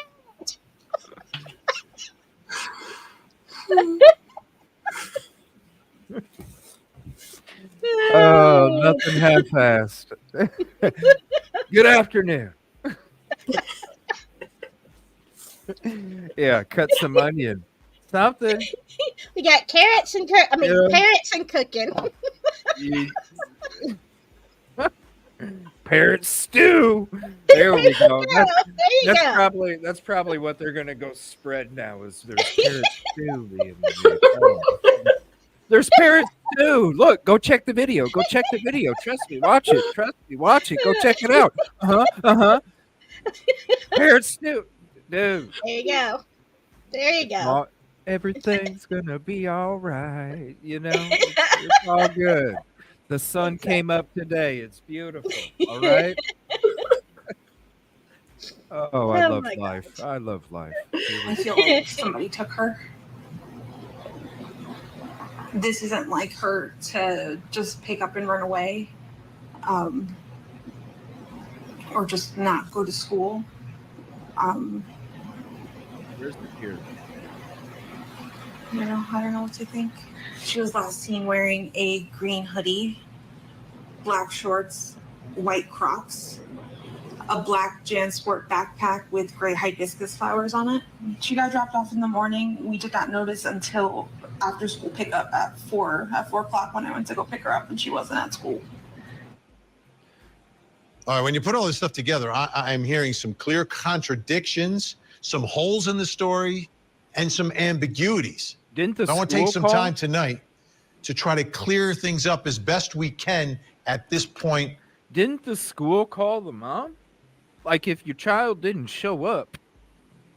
That was my understanding, like at 4 something. Or did the mom call the school? I don't know. I might have it backwards. Okay, well, no, but they're saying in this video that the story was they dropped her off, but they dropped her off a little bit of ways because she didn't want to show up. She was embarrassed or whatever. But then they said that they had video of him dumping her items and also pictures showing her deceased. I mean, because when the police came out, when they arrested the dad, right, with the phone stuff, and police came out, I remember hearing the reports because they still hadn't found her yet. And that's when I was like, oh my gosh, when do you ever hear LE saying, we're guaranteeing that she's passed? Like, when do you hear that with a search, right? And so that's why I was like, oh, there's got to be pictures proving that. And so I think I'm confused. I thought she didn't make it to school. They probably unalived her the night before. Yeah, so she didn't go to school the next day. And I'm wondering if the images, like, thank God he was dumb enough to take a fucking picture. Exactly. Like, dude, what? Like, hello. Well, and when it first came out, they were saying she didn't come back from school, but then they said, well, he took her to school, but then you see the live apparently there was some kind of camera that saw her at 8 something in the car, and they thought she was unalived. So that means the whole time that the mom was saying, my daughter is missing, where's my daughter, she already knew that she That's was why she wasn't. unalived. That's why she Yeah. wasn't crying. That's why she wasn't crying. And the really sad part is if he took a picture to show you, like, Mm-hmm. Yeah. you better show me, right? Man, if you had any image, even the guy, I don't give a fuck if you feel justified or not.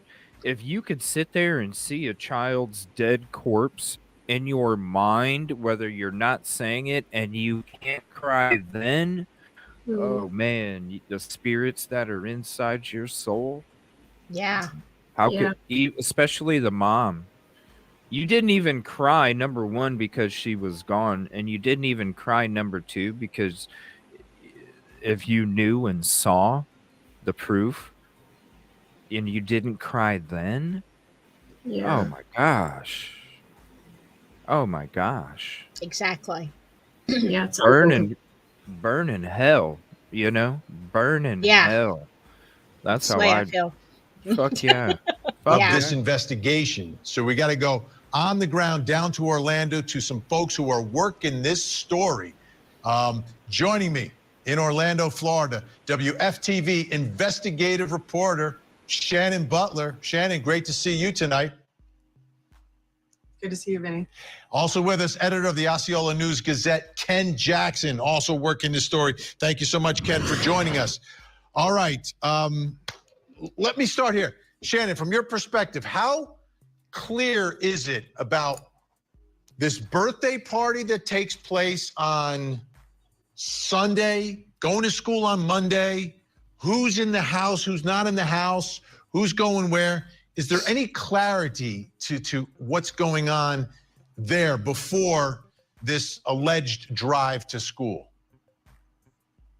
Well, that's the time frame that we're still trying to piece together as we try to look at this timeline of events. We know that the birthday party happened.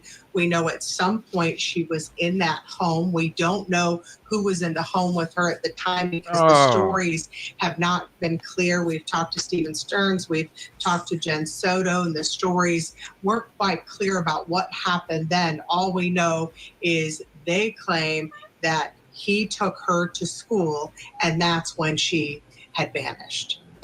Now, Ken, I want to put up the first contradiction that I'm seeing in some of these statements that have been made public. The affidavit states that Jen told deputies her partner, Stephen Stearns, dropped Madeline off at Hunters Creek Middle School on the morning of February 26th. When interviewed by WFTV on February 27th, Jen says Stephen Stearns dropped Madeline off near the school. What about that drive? That's probably where he put her Was bomb. that drive made? Where's he driving that morning? And is there any evidence of him being anywhere near the school that day? Well, first of all, Vinny, thanks for having me on. If you look closely at that map, first of all, something I want to say about that neighborhood is if you notice right there on Town Loop Boulevard, the church and the school are separated by State Road 417, which is a elevated toll road. So to say that they're really near the school, you can't see the school from the church. So there's that. And then we do have the inconsistency of, in the affidavit, the mention is that Stephen dropped her off. And then we hear from the mom that we dropped her off. So that's something that we're trying to confirm right now. I did speak informally with a member of Kissimmee Police Department on, today's third, on Tuesday night. They're now the lead agency in the investigation. I was there for an unrelated event. And I asked about any investigation that's currently going on in the mother. To tell you how tight this investigation is right now, I was told, and I'm paraphrasing here, was that we have a focused investigation going on in order to present an airtight case to the state attorney's office. That's all the Kissimmee Police Department is saying right now. And you need that airtight case. I mean, Shannon knows I spent a lot of time down there in Central Florida. Was it more than a decade ago? And We thought that case was airtight. All right, Shannon, here's another contradiction I'm seeing. In her interview with WFTV, Jen says, and this is what Ken just said, we dropped Madeline off for school. In the same interview, Jen says her partner, Stephen Stearns, dropped Madeline off for school. What do you make of that contradiction, the we versus like, oh no, he did it? Hello. Well, I think at first when she told that story before we know what we know now, we just thought it was one of those conversations where you have, you and your husband, you're like, oh, we dropped her off at school at 8:00. But then when that affidavit came out and an initial report that says something completely different, about when she last saw her daughter, we started to go back to that interview and listen to it again. She told us twice in that interview that we dropped her off at school. And then she says, well, I didn't drop her off. My partner dropped her off. That's another thing. She calls him a partner. Right. We've heard it's the stepdad. We've heard it's the boyfriend. Also, that's unclear about that relationship. Already trying to distance herself from the dude. He was just my partner. I'm not even saying that the dude was like, he's your stepdad, even though we're not married. But now, according to news, and that's my partner, because she knows shit's about to hit the fan. Yeah, she knows. Did he live with them? They lived together, right? Yes. Yeah. Which is strange, because I saw in the affidavit it said he picked her up for school. So does he work nights or? Who knows? She said we, now she says he. She says we, now she says he. Who knows? What's the fucking real story? I'm wondering if I'm not even calling. I wonder if dude is telling him what the hell, like what's going on with the interrogation there. What are they uncovering? I know that they're being quiet, which they got to, especially when you're doing these kind of crimes, you have to stay quiet, because usually there's always some other kind of spider web that this crime is connected to, with the children. I mean, the shit just you start investigating this dude with this crime, next thing you know, it's leading you down to maybe 4 or 5 other directions, and then that leads you down to another 4 or 5 directions, and it continues to go and spiral out that way. So they got to keep it quiet, because especially with the children's stuff, I'm wondering, with everything, that if you're dumb enough, and thank God he was dumb enough to take a fucking photo. If you're dumb enough to take a photo, it makes me wonder what else that you had that you thought you would get away with, or got busted with, and what you're coming up with as a reply to that evidence. And I really wonder how far they're getting into it, because you would think if it's him, if the mom knew, he's got to be spilling the beans on her too. Has to be. No? I would think. Like, he wants to get a lesser charge, like Keegan or something. He wants to go to a different facility. I'm going to start. Right. Yeah. So I would think that he would be doing that too. It's a mess full of lies. That's what it is. What's up, LA? How you doing today, buddy? Yeah, the bish trying to distance herself. Girl, shut the fuck up. Yeah. Right? It's unfortunate that a person being that is true, but it sounds to me like, just like even what they're saying, the different consistencies in what's being said, and where's the tears, man? That's your child. That's your child. Where's the tears? That don't make sense either. No. But it's got to be like she's just trying to distance herself at that point. Okay, if I make him just a partner, then it doesn't look so bad if I unfollow him from social media and I sit there and go, oh my gosh, I didn't know that he had this kind of past and all this other shit. Right. Right? Yeah. What's up, AP? but not thinking, well, I'm not going to get caught. I'm too slick. Look at my interview. I'm doing great. No, uh, you don't even, you can't even keep your story straight while you're answering questions. And it's not that hard of a story. You're talking about when you woke up, when you dropped her off, and when you noticed she was missing in your story. That's not tough to keep track of, It's really Right. not. So it was a bad job in trying to uh persuade everybody into a different direction. And I hope that they get the full arm of justice swung at their ass. Because man, to think listen, people, like if you're broke, don't go after a gas station. Like Yeah. the really, like the percentage of you making it out is like so fucking minimal with the amount that you get in return. It's not worth it. You know what I'm saying? Just like it's not worth it to do this to your own children. How often do you think people get away with doing this to their own kids? It ain't very much. So just adoption. There's plenty of people out there that can't have children. If you True. can't do what you should, then let somebody else do it, because every child deserves to have every amount of love from the very beginning, and as soon as they enter this world. uh, uh, the percentages are this: just go give them up for adoption.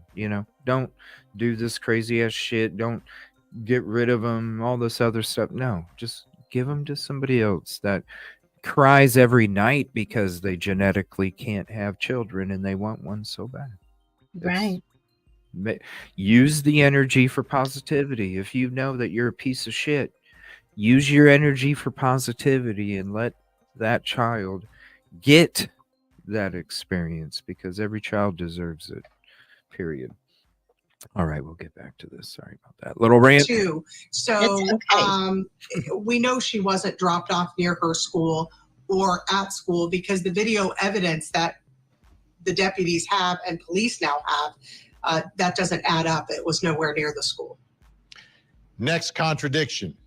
Told WFTV that Madeline was spotted on camera in the church parking lot walking towards the school around 9 a.m. on February 26th. And this is what Shannon's saying. Police say video evidence leads them to believe Madeline was already deceased 8:19 a.m. on February 26th, when video footage shows Stephen Stern's car at their apartment complex and Madeline's body is visible. Ken, what? This was the part of that interview that confused me the most, because she's referencing something about being on camera at 9 a.m. That's impossible. Do we even know if there is surveillance video at that church? So they saw her from surveillance. Well, we know that there is apartment? surveillance camera at the church, but we don't have. We don't at 9 o'clock. We don't have her on that. Now, something else that we're trying to confirm right now is that we're trying to confirm. Part of the affidavit was that they have it on camera that Stefan dumped some of Madeline's items, the backpack and the laptop, in a dumpster. What we're trying to confirm now is if they were found in the apartment complex where Stern's address is listed on one of the charging affidavits. Now, that's on the west, about the northwest side of Kissimmee. Unfortunately, it's a gated community, so it's not like we can all just head on in there and look for ourselves. But they have not been able to confirm, and at least we have not been able to confirm that that's the dumpster. But that would have been a full, because I know my daughter's in 9th grade, so she just got out of middle school. So I know middle school goes in around 9 o'clock, a little after 9 o'clock.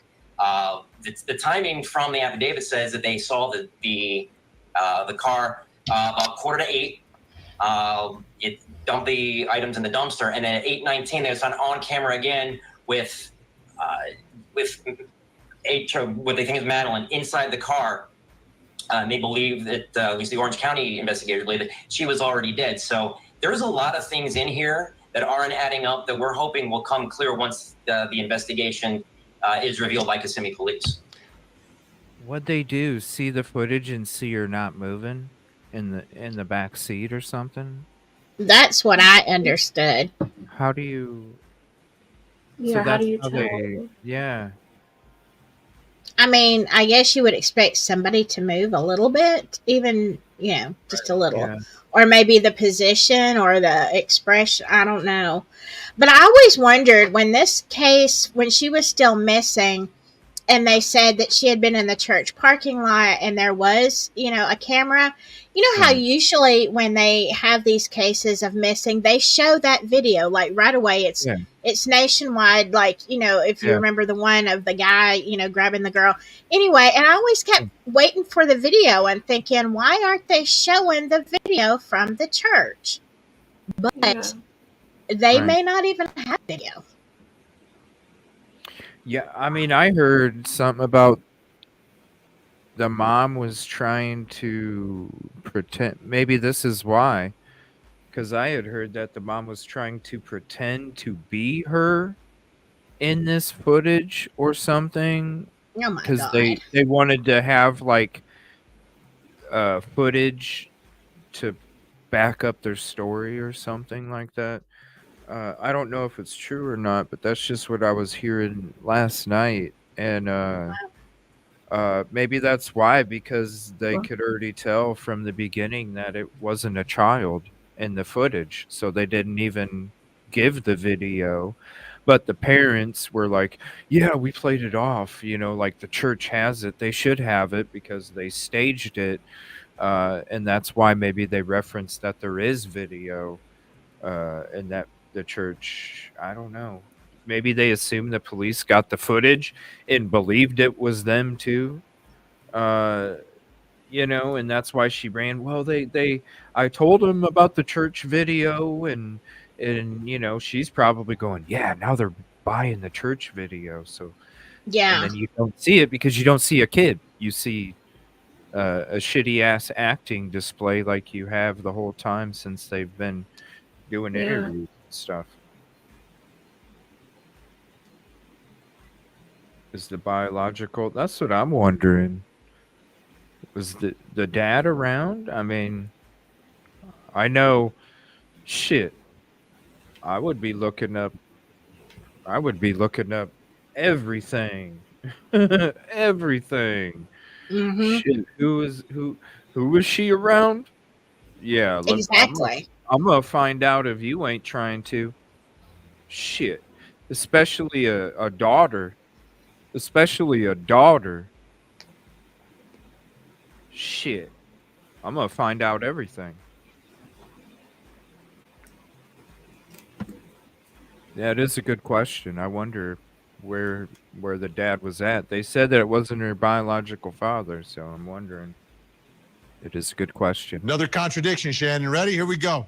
According to a WFTV report, Jen Soto told deputies she last saw her daughter 8 a.m. on Monday, February 26, getting dressed before school. But she also told you guys in an interview she last spoke to her daughter on Sunday, February 25th. So to me, this is the biggest mystery that I have. Where's mom in the morning? Who's in the house? When could this have happened? Where was the party? What time was the party? Where was mom? Did mom speak to her in person? Did she speak to her on the phone? Any clarity on any of this, Shannon? Well, we know that her mom said that she was not at the party, and I think folks at that party confirmed that she was not there. She somehow was back in that apartment, and not for the mom to say that she had that long conversation with her about how excited she was about the party, how she liked her gifts. We have video of that birthday party. We know that the little girl did celebrate her birthday, but once she got home, that's the problem that we're having. Did you say goodnight to your daughter as you told us originally, and then someone told you that he took her to school? Because then in the affidavit or the incident report, the first responding deputies, when they talked to her, she said she saw her get dressed for school. Then she saw Stephen Stearns drive her then to school around 8:30. But remember that video evidence at 8:19, according to I have a question. I have a question. When it comes to the birthday, Yeah. when you, I wonder if she was. I wonder if she was. Um, she was inseminated, and things naturally were taking place, right? Mm-hmm. And this is what I'm wondering, because I'm looking at that last picture and I'm going, okay, that's her birthday. She does look a little thicker than the other pictures that I'm noticing. I'm wondering, is no two things. Number one, if that's true, did it get to a point where they're like, okay, we can't not address this because now it's getting to a stage where the body is starting to it's going to start going beyond Oh, just a little bit of chubby. It's yeah. going beyond just a little bit of chubby, right? And Oh, number two, wow. I'm also wondering, the birthday party, is it less years for that kind of crime if they're 13 and up? Did they wait till the birthday so they would get, or he would get, a lesser sentence if he got caught? That's a good question because I would think, I mean, I don't know what the laws are in the state, but that does make sense. If at least she was a teenager, maybe it would be less. And maybe if she was, as you said, getting thicker, you would face charges regardless, but maybe that was the reason for the unaliving. Because why would they wait? Why would you do it on the birthday? You know what I mean? Yeah. Like, to me, if it was like, shit, I'm doing it because of this, well, then you're not going to wait till your birthday unless there's an extra incentive for you to wait, which would be a lesser crime because of the difference in age bracket. Right. If that Right. is the case, in terms of the charges, is that one or two victims? I know how it works here. You mean if she was in the family way? It's all depends on the state. Yeah. When it comes to their laws on what they consider when life starts taking place. It's all, when it comes to the different states, each state has their own kind of Okay. what's the word, Silky? Like guidelines,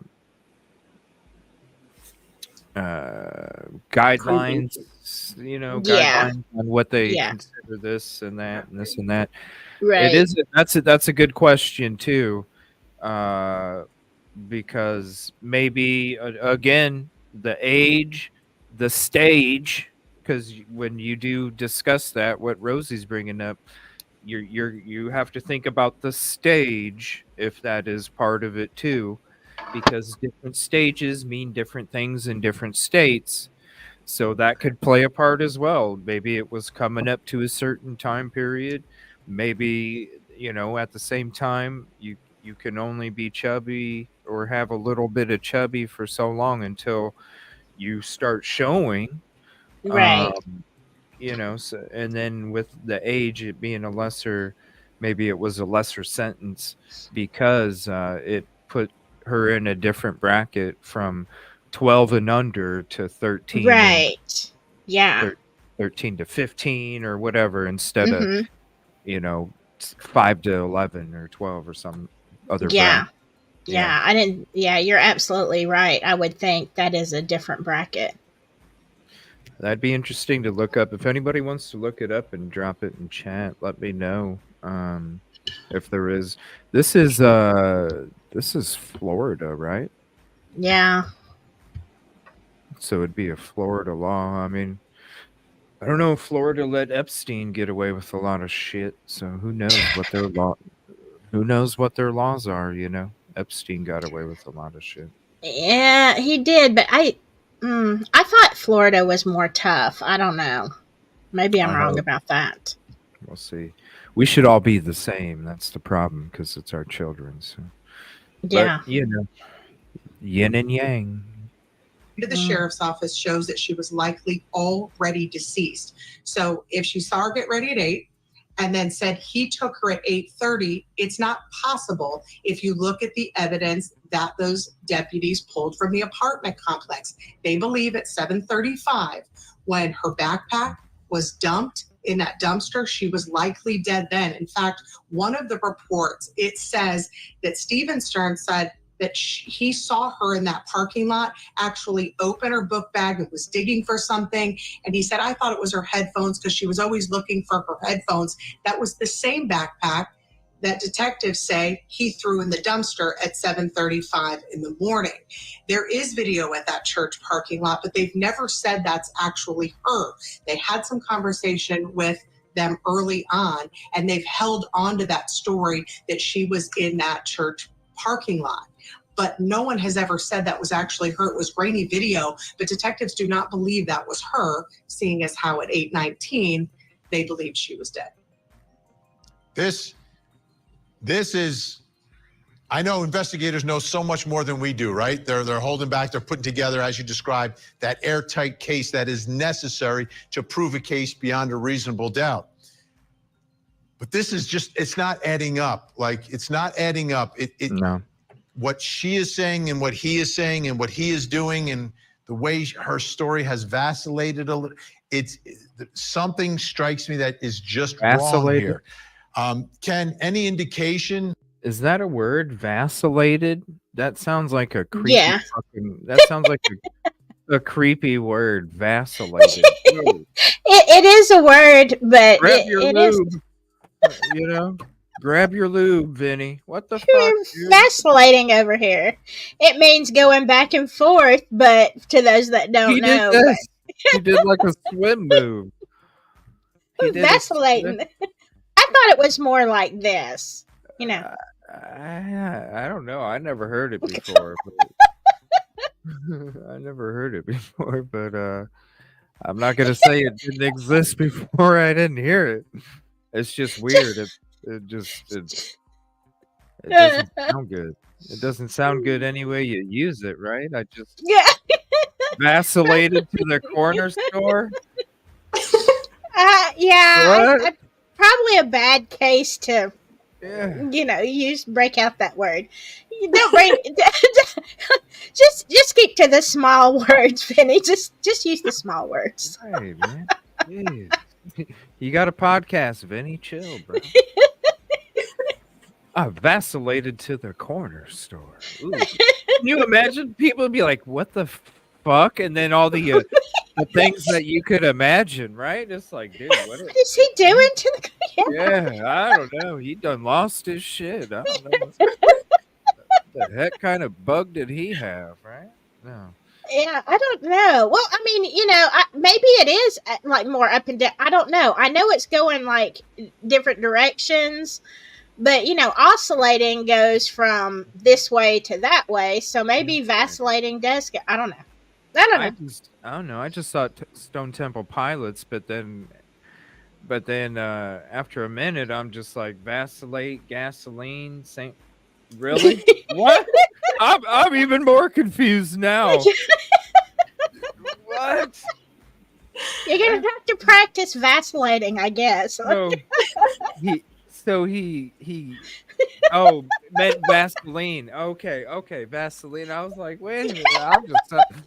I'm like, what? Okay. Sorry. Here we go.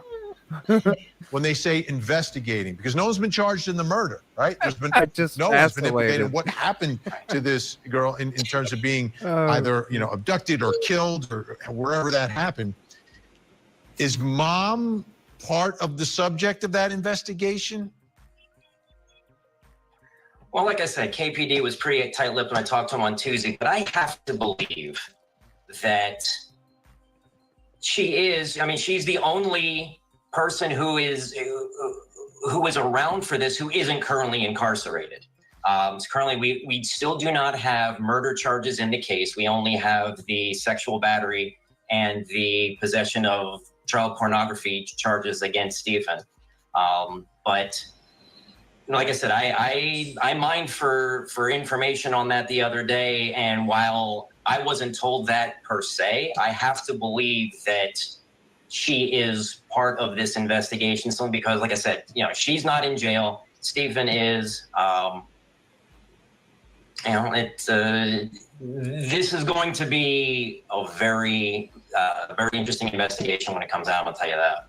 All right, Shannon, as we sit here tonight, what's the question on the top of your mind that you want to be able to uncover the answer to? Like, what is the one thing that is really sticking in your head tonight about what happened to Madeline?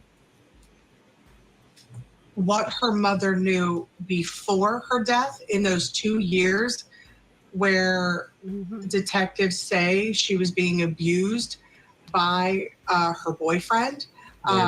What the mom knew then and what the mom knew in those final hours. There's a lot of question there. There's a lot of different stories. I think investigators are still trying to piece together. We're still trying to piece that together. I think until we know that, because remember, there's two separate investigations going on here, what happened before and what happened leading up to it and after. I think that they will look at the mom on both of those things. We still don't know what happened in those final hours or the hours just after Madeline was reported missing. And we don't know what the mom knew, if anything, about the 2 years, maybe even more, that her daughter was allegedly being abused. And how about you, Ken? It's horrible to think. Well, what I want to know is, so the investigation includes that the sexual abuse that was on Stephen's phone occurred in 2022, when the affidavit redacts the name of the victim, but it lists the date of birth and it matches Madeline's. Okay, so if it happened in 2022, number one, she was younger than 12 years old. And can we say for sure that it occurred consistently ever since 2022, so for the last 2 years? And if so, what I want to know is the mom coming from a position of being fearful as well? Like we said, like Shannon said, what did she know and when did she know it? Was she covering for Stephen? I mean, these are things that, as a parent of a 15-year-old myself, I really want us to get to the bottom of. Absolutely. Well, both of you are doing incredible work down there. Shannon Butler with WFTV. You've been great. Okay. I didn't see anything else. Other than that, I know Vinny came out. Let me see here. Vinny came out with another episode here. They're trying to say, and they're trying to give her an out, CJ, and say, well, maybe she was scared, maybe she was intimidated, and maybe she was at the very beginning. But you know what you do? You grab your child and you go to a safe house. And I know they've got them in Florida. I can understand initially, trying to get yourself together because of fear. But no, if your child is your priority, you find a way. You just do. Mm-hmm. Yep. Just like when you're Googling Burger King, you Google essays as well. Thank you. I appreciate it, American Princess. Yeah, we'll be back on later tonight doing a regular show, Talking Idaho 4. We're going to be watching an episode. University of Idaho crime professor talked about the crime at 1122 King Road. So I was like, crime professor? University of Idaho crime professor? Talking about, okay, yeah, we're going to check that out. So we'll be talking about that, more uncovering the cover later this evening. And somebody had asked a little bit ago, yes, the search for Elijah Vu is still continuing to take place, and they're starting again today, and they have a schedule for the whole week as they continue to search for him as well. It's just I don't understand it. I just don't understand it. I don't get it. So this is Vinny. This is Vinny's own channel here. Vinny Politan. I don't know. Somebody took your name already. That sucks. You got to have a number one after it. Oh, that sucks, man. That sucks. But yeah, he had a video. I don't know if he's cool with other channels or not. We'll find out. But I don't know if he has any new information. But I know he was having a stream about it today. So, is there any new information coming out with this one? If not, we can switch to the newest Elijah Vu video that they have out. We can check that one out. But let me watch a little bit of this, see if there's anything new in it. Drop a comment in the show if you know, and if there's any other updates as well. All right, folks, we're live. Great to have you with us on this Monday afternoon. We'll be here for a short while. Got to get ready, but need to talk about Madeline Soto's mom, and still tons of questions left and right, every which way going on right now. Thank you for joining us. All right. Got a lot of people checking in.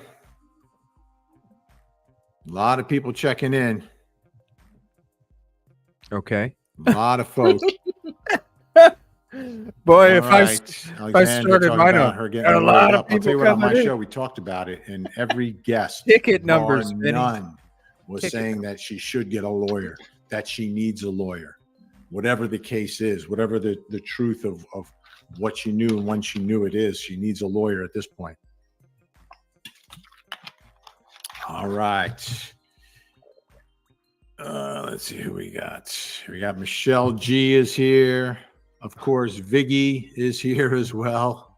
Viggy is here. That's an interesting name. All right. Raggedy Hobo looking good today. South Carolina. Kesson SC. Fantastic. Our New York Patriot lady is here as well. Unapologetically authentic. Yes, indeed.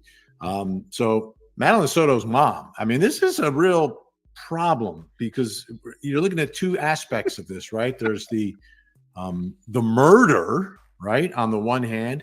On the other hand, you've got the alleged sexual assaults that were taking place over the course of years. He's already said so many words, CJ. He's going to have ShamWow commercials. Like, I mean, you know, he's already said all of the words. Once you get one commercial, you might as well just go for the whole bag for the whole show, you know? Mine, yeah. And it's funny because, like, that's something else is like, oh, I can't stand it when people say unalive. Well, you know what? Like, this is how we do it here. And sometimes most of the time we are going to say it, and sometimes we don't. It's what we want to fucking do. So who gives a shit? You know what I mean? Like, oh, I can't listen because it. Yeah. Get over yourself. Oh, you thought the world revolved around you, but it don't. Sorry. Is twofold at this point, looking at both aspects of this in terms of what Madeline's mom knew or didn't know. Will she be the most important witness, or will she be a co-defendant? Those are the only two possibilities for her right now. There's two roads that she's on right now. One road is the key witness against Stephen Stearns, or in the alternative, a potential co-defendant. I like this, and I think this is something that prosecutors will be looking at in terms of how they want to handle it. I like this Vinny better. Do you need her? Do you need her as a witness? And is she a cleaner witness if she's not charged with anything? Right? Once you charge her with something and then you give her a deal, then all of a sudden as a witness, she becomes a little more vulnerable at trial. So obviously it's about the facts, but by the same token, if you believe that Stephen Stearns is the one here who was responsible for the murder of Madeline, then you may indeed you need her. So when you're looking at, is there criminal liability or culpability for her? You want to make sure. You want to make sure. You don't want, because if she's innocent, number one, I don't think you would need her. You would need to give her a deal for her to speak the truth about Stephen Stearns. Right. Devin is with us, but they may know better than we do. And my guess is at this point, she may not be talking with investigators, which always is strange, right? Like, you know, you can, in this country, you have the right to remain silent. Absolutely do. You don't have to say a word.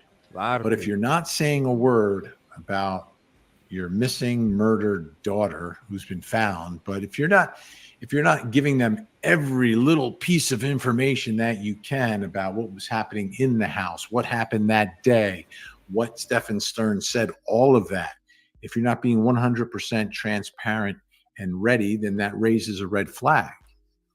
But by the same token, you have a lawyer, right? If she hires a lawyer, the lawyer is going to say, well, let's see where they're going with this investigation, because if they're trying to wrap you up in this whole thing, maybe we don't talk to them right now. Maybe we don't talk to them. So it's a tough spot. It's a tough spot. Great to see you, Doodle Mom. So it's really a tough spot for Madeline's mom at this point. Interesting. You know, as a parent, again, all of us who are parents are saying, you know, your child is the victim. You're going to do everything you can, whoever the suspect is, to provide as much information, truthful information, and be completely transparent and just say, here's everything. Here's everything I ever said to him. Here's everywhere we went. Here's every home video. Here's everything we have. Please take it and analyze it. And that may be what's going on. We don't know. Shit. We don't know for sure.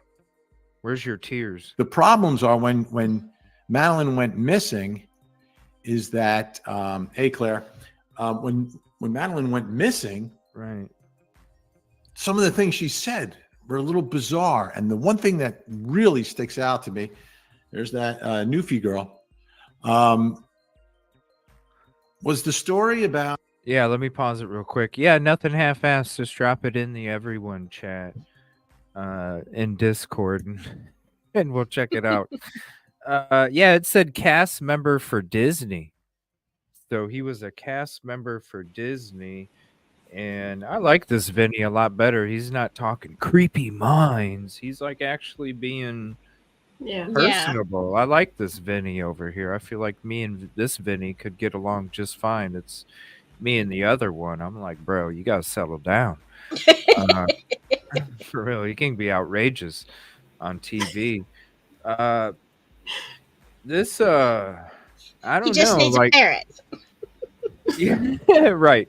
And somebody to mention it 8 times. Wake up!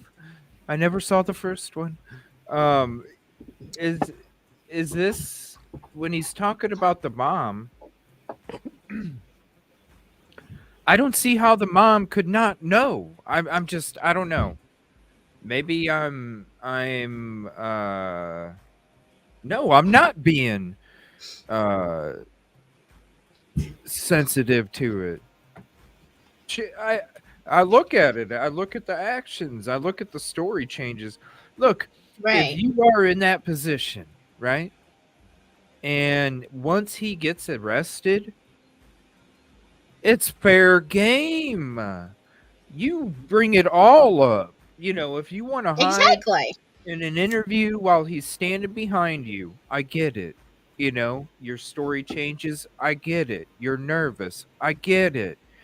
Once he's arrested and in cuffs, you're free, baby. Why in the hell ain't you saying shit?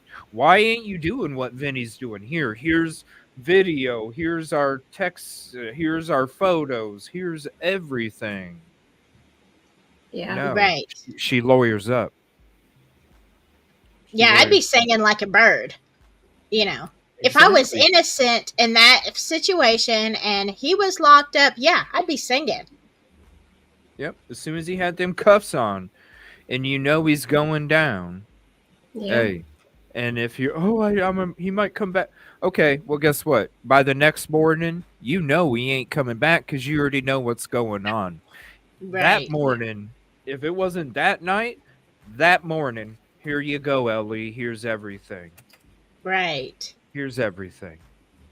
I'm singing like a bird for you about I'm Mm-hmm. going to be your best witness, No, she's creating distance. I need a lawyer. Why do you need a lawyer? Cuz you need to defend yourself, obviously. Everybody should get a lawyer. Yes, everybody should get one because you know how they can manipulate shit. But Mm-hmm. Naomi, Yeah. we're talking about this. That's when you're like, here is everything that I have, officer. But you can still have a lawyer and provide all the sing like a parrot bird or whatever. You can provide all of the information with your lawyer there. It's not Right. like Right. You can. But normally when you're going to give them you're not going to be evasive before you get the lawyer. It's different. right.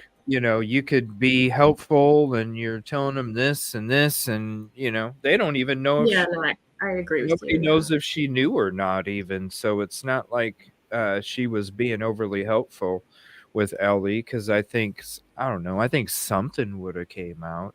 It just seems like a bunch of evasive. And then Katrina brought up a great point a little bit ago in chat.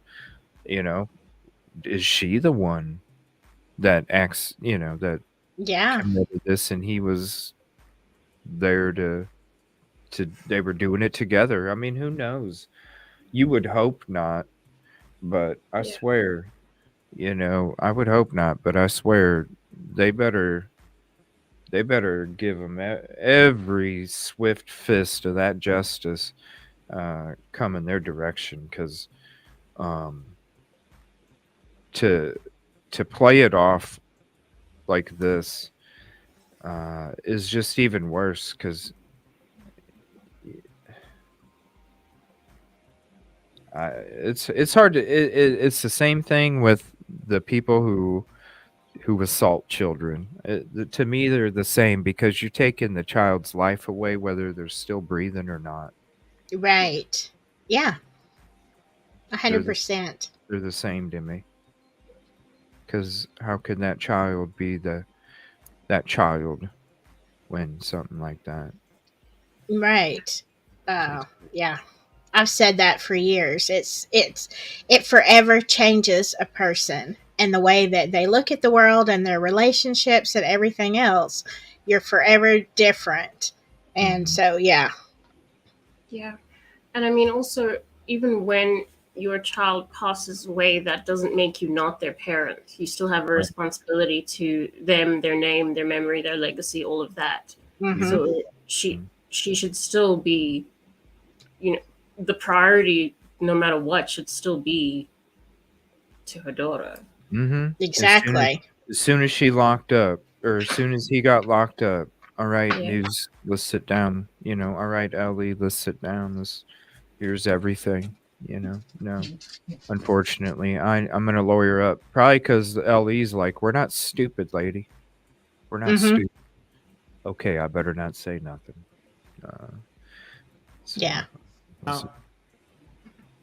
Seeing that there's some video and she's dropped off and there's video of her walking around.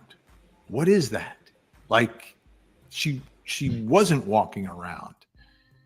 Because investigators have put together a timeline that would make that impossible. Hey, Kate and Melissa, and of course, Edeltraud. I'm trying with the German. It's not my first language. Ritzy is with us from Chi-Town. Paula D. Happy Gnosis. Is this Happy Gnosis, right? That's it. Happy Gnosis. Absolutely. Kelly as well. A lot of YouTubers with us. YouTube coming in strong. A lot of people coming. Anyhow. A lot of people. Let me just check something. I just want to make sure that we're streaming everywhere we should be A lot streaming. of people coming in. 'Cause I don't trust some of these. Let's see. Are we streaming where we should be streaming? Oh, that's. Yes, we are. We are live there as well. Excellent. Okay. I'll tell you what, though, Facebook folks, you're being beat right now by YouTube. YouTubers are all over the chat here, all over the chat. Tons from YouTube. Where are you? Where are you, Facebook? You are disappearing. Disappearing. Vinny, people don't use Facebook that much anymore. They switched. Yeah. Instagram. You can stream to Instagram too, I guess, from StreamYard. But No, I hate Insta. yeah, I've got an Insta. I don't ever use it because I kept getting harassed, DM'd by weirdos, and I just quit putting stuff on there. yeah, it's Instagram. Everybody thinks it's a dating website. Yes. I'm like, dude, I am talking about true crime, unalivings, horrific circumstances, and you're like, hey, baby. Mhm. Yeah, good morning, gorgeous. I'm like, what is wrong with you? Yeah. What the heck? Yeah. People It's sliding. It's like, did I give you the impression you could just do that? Just Yeah. It's like when did I give you? It's like when did I give you that impression? Come on. Yeah. Exactly. Hey, Yeah, girl, wink. nowhere. Hey, girl, wink emoji. Oh my god. Yeah. Well, Yeah, you know, it's like my guest a couple of months ago that I was working on having covering his case who I want your sent feet. me a no, yeah. You know, I had an actual guest send me his hoo-ha, so an email. That was traumatic. So I'm like, you know what? I'm very, very picky now with who I collab with. It just ain't gonna happen. Yeah, I'm not gonna say I never got videos and shit, you know. But to me, it's like, damn, I like class. You know what I'm saying? I'm all about that class. So that's not class. And Right. to me, I look at it as, okay, you did it. Well, then who else did that video go out to? I'm cool. Thank you. Appreciate it. Doesn't matter what it looks like. That's matter. what happens when you're a hottie, CJ. You know, don't matter. you have you No, have those, whatever. have that. That's right. People Whatever. are sending you their feet, their whatever's. Yeah, we'll just stop right there because we might end up being a different kind of show. We start going into details. Yep, here we go. Helen, the Scottish llama. So, what's this video of her walking around? Was she indicating that there was, in fact, a video? She was told there's a video. Did she believe there was a video? Because I don't think there is. I mean, if there was a video of her last being seen, right, while she's still missing, we're going to post that video, aren't we? Aren't investigators going to release that video? If it exists, I don't know. There've been a lot of stories about what this video may be. And the one that just blows my mind is some people speculating that she dressed up like her daughter and was walking around so she'd be seen on that grainy surveillance video. I can't imagine that. But if that's true, then you are in the case. You are beyond in the case. You are charged across the board with everything here. But we'll see what investigators come up with. Git is joining us from Sweden, and Lori from Ohio. I'm going to pause it real quick. It looks like he's just going to have a general conversation, but I want to share this picture real quick because when I saw this picture, I was like, this just looks like an average, everyday fucking dude that you see at the grocery store, and you wouldn't think, like this picture right here. Are you going to think that this dude is like, let's be real, just because you don't look like it doesn't mean you're not. And a lot of the times we see these people like, man, that guy looks like a sick fucker, right? Look at this dude. Does he No, look he like doesn't. a sick fucker? No, he looks like somebody that goes to your church. Yeah, he does. And that's what's so scary. Yeah. It is. Just how you can, it could be, like I said, the dude, it's horrible. Like you could sit there and look at that person and go, damn, that looks like this coworker or something, you know? And it's like, I never would have even thought like they. Can I address something that Nothing Half-Assed said? And because hibiscus, and I noticed that the first time I saw her talk about the backpack. Hibiscus, yes, it's not only attention to detail. Why wouldn't you say a flowered backpack? She had a flowered backpack. No, hibiscus. And somewhere, and I've been trying to look for it while I was on here and I can't find it, but somewhere recently I learned that that particular flower can be a symbol for CSAM. And if anybody has a, and that made me wonder, why did What? she say, yeah, because hibiscus is like, you know what? I can't, why would you say that? Why? My child has a flower, you know, she had a backpack and had flowers on it. Why are you specific about the flower? And Right. I can't find the link that talks about how that particular flower is becoming more of a symbol. So if anybody finds a hibiscus somewhere, Why? Why that? send us a link. Is that where because of fields or something? Or I mean, where does this fly? How does it? It could be because of How does- look up the shape of a flower. It does I don't kind even know of. what hibiscus looks like. Hold on. I thought it was a biscuit. Hibiscus. No, How do you spell it? She had it right up here. Okay, here it is. Yeah. Hibiscus. It's a red flower. Or wait, maybe not. New colors. It could be, yeah, different colors. So, But it has the stamp. See. What? Yeah. Because the fucking stems sticking out of the flower. Is that why? I think that is why it is used as a symbol. Yes. Fuck. For the people that do that kind of shit, not people Right. that. Okay. A hibiscus. No, I thought it was like a cracker. Like a cracker. You know, like a Triscuit. A high biscuit. Yeah, like We a don't have no Triscuit. low biscuit. We don't have no low biscuits over here. Only high biscuits. I thought of like a wheat cracker.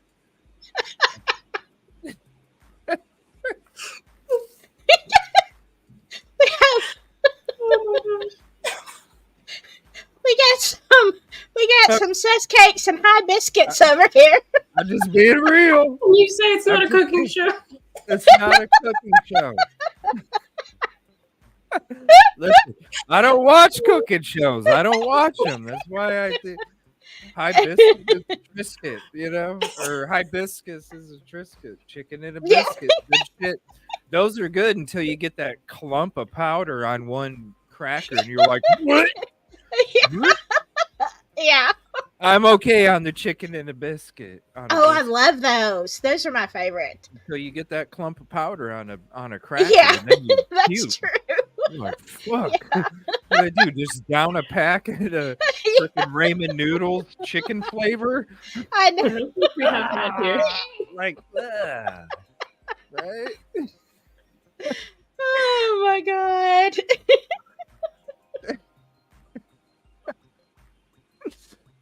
Oh, I'll take a high biscuit. yeah. And a Triscuit. With the meat tray. Yeah. Oh yeah. Yeah. Oh my god. That's the flower.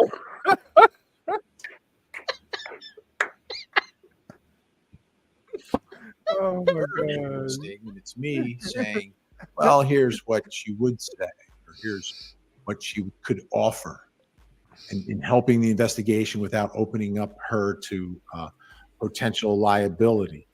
But again, it's a tightrope. It's a tightrope for everybody. It's a tightrope for prosecutors because they don't know everything yet. You know, is she not? Is she part of this? Did she know? Was she not part of this? Is she a victim just like Madeline? Right? I'm sure they want to get the full backstory of when Stephen Stearns became part of Madeline's life. And when did that happen? How did that happen? Tons of questions there. Tons of questions there. Jessica, when I saw Madeline's mom in the news, it just made me sick. If for my daughter missing, I would have been crying and begging for a safe return. Yeah, that was the other thing that struck me was her demeanor.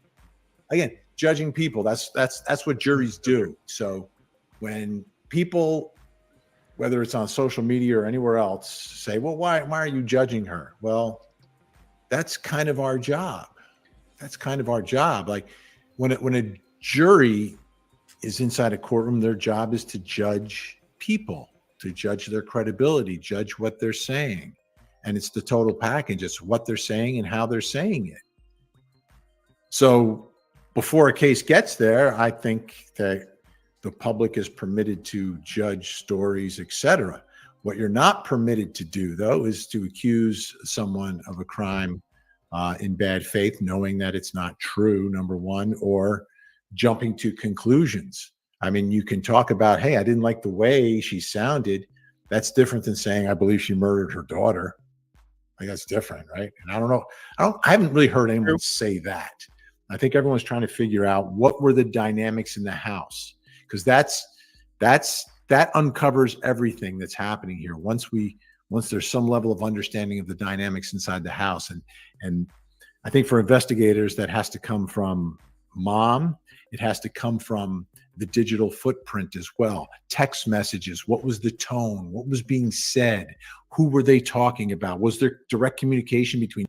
Okay, it's a lot of questions. I'm sorry. And I can't get past the point that I noticed that Vinny put his light on the floor underneath the desk chair. So unfortunately, I've been looking at that damn shadow of the chair in his top left wall, and it's kind of driving me nuts because it's like, bro, why would you put that light under a chair? You could see it right on your wall, man. Come on.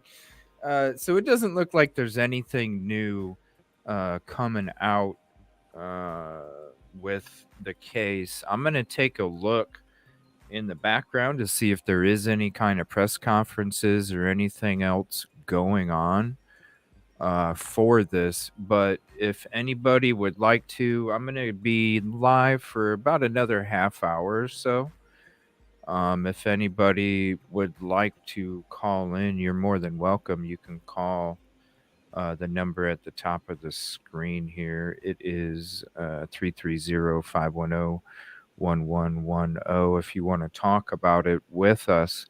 Unfortunately, until I get a soundboard that works properly, the guests will be able to hear the caller, but the caller won't be able to hear the panel. So once I'm able to, I have a soundboard. It just, whenever I hook everything up to be able to screen share, it adds this humongous like white noise type effect to it where you can't even hear what I'm saying because it's so loud. So I just need if anybody has any ideas on my problem is I'm running into my microphone is a USB microphone. It's not one of the guitar plugs. I can't remember the size of it. It's not one of those. So that's where I'm running into a problem with a soundboard for me is I love this microphone. I don't want to have to buy a new microphone and a soundboard at the same time. I'd rather just like to be able to keep the beautiful microphone I have and be able to hook up There isn't some through kind the of adapter? Well, that's the thing. I even bought an adapter, and even the adapter, it affects the quality of the microphone like drastically. So that's one of the reasons why I haven't really tried to mess around with it more. And like if I'm using a different headset, then it's a different thing, but it's not this microphone. So instead of buying a new mic, I'd like to try and find a soundboard, but we'll see. I'll just keep trying. And I'm supposed to get my new drone here in a couple days too, so hopefully that thing don't take a shit on me when I take off. So but yeah, I don't know. I'm not seeing any kind of any updates on it, so I'm wondering if it's just going to be everything is going to be kept quiet now until either LE release more information because with her being lawyered up, I don't know, she's not going to be talking anymore. Yeah, I suppose it's ongoing now. Yeah, so it's almost like we're going to have to wait until either Ellie releases something or mom comes out and says something, which I don't think she's going to anymore now with her lawyering up. They're not. We're not going to hear nothing. So I don't know. It'll be interesting to see where this goes. I just hope that the dad, not the dad, the dude. I just hope they can just admit it. You know, you're already gonna you're already gonna be incarcerated. You're already gonna be going to prison for a long, long, long, long, long time. Why don't you just admit what the hell you did, and instead of dragging all this out? I hope so. I mean, it's the only, if if all is accurate, it's like the only decent thing left for him to do. Yeah. The mom. I don't know. It would be interesting to see how many people feel that they think she had something to do with it, and how many don't. I get both sides. To me, it sounds like Vinny. When we were listening to Vinny, to me, it sounds like Vinny. I don't know. Maybe he's not, which I would find this shocking. Maybe he's not looking at it as deep as we are. I don't see Vinny not doing that, but Yeah. he seem to question things very much right now. I don't understand. Yeah, I guess it's just a wait and see kind of thing as well for him. Mm-hmm. Yeah, what do you find out until unless somebody talks?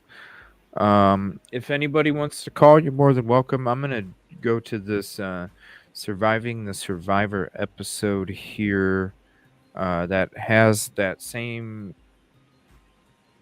Or no, these are different experts. Steven Stearns. So they're analyzing the interview, and this was from yesterday, and also what police still need from him.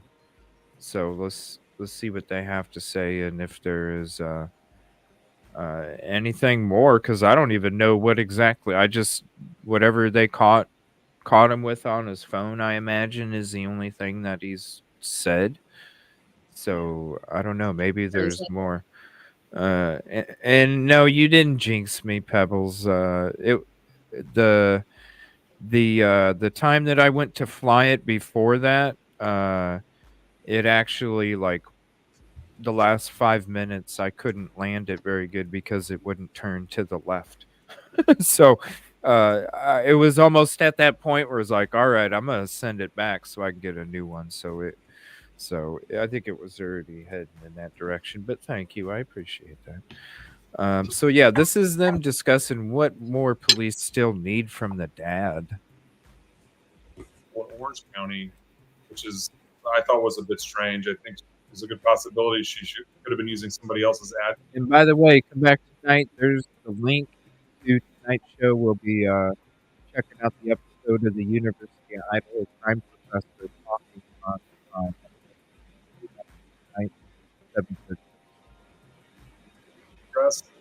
So I'm not sure if there was a breakdown in the notification to the mother as she was attending school using possibly using a different address, that she lived in another county.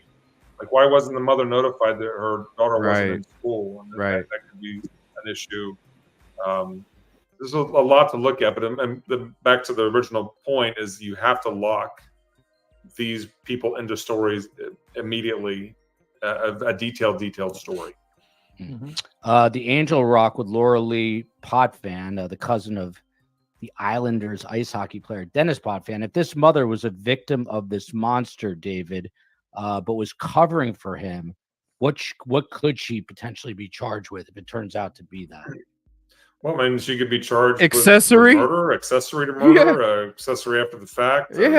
A whole bunch. Conspiracy. If I think Tim is a 2 or more, it requires a conspiracy, right? So I mean, it could be corpse. Could be a number of crimes.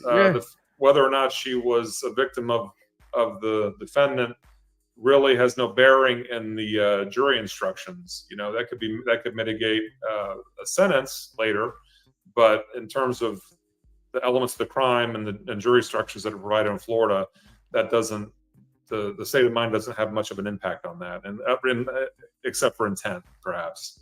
I'm going to try to bring. Hey, Daryl, are you hearing us now? Still no go. Daryl's in the background. COE.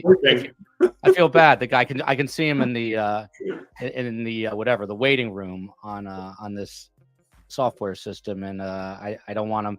COE. Let him loose if you can't get. I don't want him to sit there the whole time if you can't get connected. So, but I've got a show to handle here.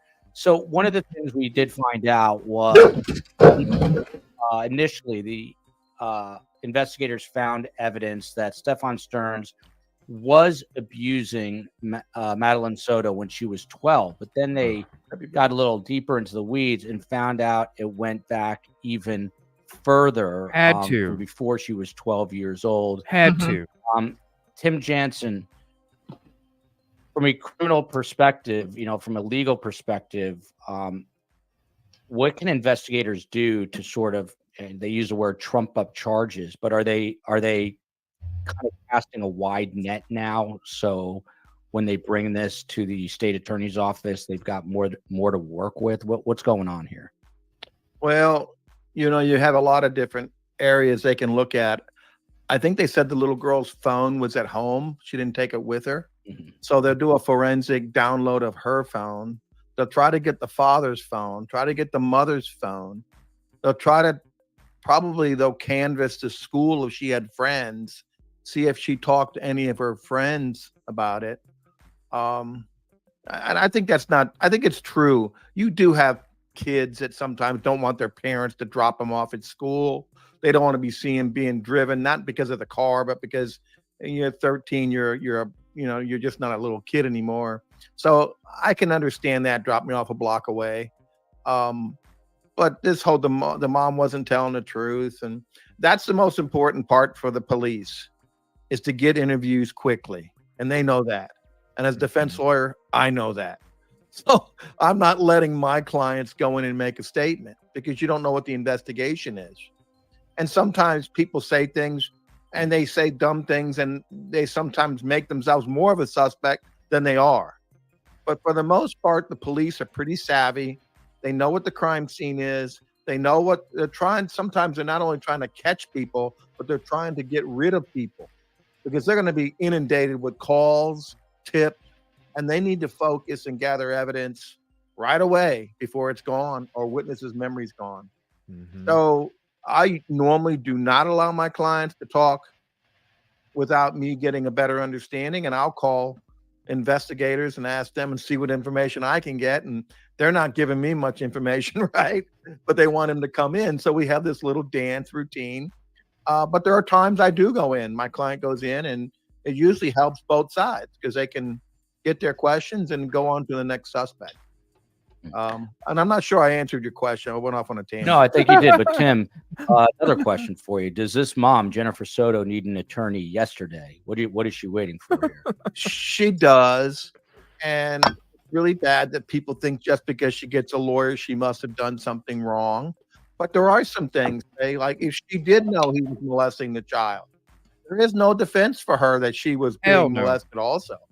That husband goes away, she could take him down to the police station right away. You have an obligation to protect that child. And if you know it's going on and you allow it to go on, you're a co-conspirator. Yep. Right? And she could be charged with co-conspirator with capital sexual battery. Better. If she knew he was going to kill him, co-conspirator for first-degree murder. Better. She better. Darby, it does seem like this guy, Stefan Stearns, the boyfriend of the mother, was videotaping and taking pictures. Are there different levels to these offenders? I mean, Tim talked about capital sexual assault. This seems to be one of the worst cases. But what about this fact that he was ratcheting it up and literally videotaping and filming her? I mean, that's a pretty pathological level, but I really hate to say that any human being that is a pedophile is less, is in better shape. Like, there's the the continuum is pretty short when you are sexually harming a child. It doesn't really matter if you're taking pictures or not. That would kind of go to his power or empowerment. That's added joy, right? Watching it and sort of having Blackmail. his sexual urges satisfied in a way. But I mean, it's very disturbed. I just don't know that it's any more disturbed than doing it in the first place. That's a great point. Well, And duh. Kimber Miller here says, 66. has a question. By the way, if you have the questions, do the capital triple Qs like you see there, but capital. Darby, what kind of childhood do these monsters typically have? I mean, it doesn't just happen one day, right? Like this has been percolating for years. And before you answer that, there's a comment here, and I haven't confirmed this. Apparently, he had a history. Some of his friends have gone on TV in Orlando. I'm sure this is where they found it. Back as early as 20, he was dating a 14-year-old, according to a friend he knew back then. So, you know, is there kind of an MO of these guys, or a background that's kind of cuts across the board that they come from? There are some similarities. It depends on what they like, but if you go way back, there's somewhere an insecure parental attachment. There's somewhere a ruptured attachment with your the trusting figures in your life, whether it's your parents or you're in a custodial situation. That's where it starts, and it's really begins with a notion of rejection. I don't quite fit in, and how am I going to get my needs met? And one reason you choose younger people is because they can be enamored with you. Certainly a 14-year-old girl dating a 20-year-old, sometimes they think that's kind of like, wow, you know, the older man likes me. And there can be that naivete of younger kids is something that seems really powerful. You've got to remember, they like the unequal power balance here, and that's how it happens. Whereas someone like a rapist would also have an insecure attachment, but they're more violent typically. This is more about meeting one's own needs, sexual needs. Someone here, Nadia, is saying that I'm getting to that right now. COE, he said that he stabbed someone when he was 14. This is WFTV in Orlando had an exclusive interview with a guy who's now the prime suspect prior to his arrest. And let's take a listen together, and we'll get the feedback from our amazing panel. Here we go.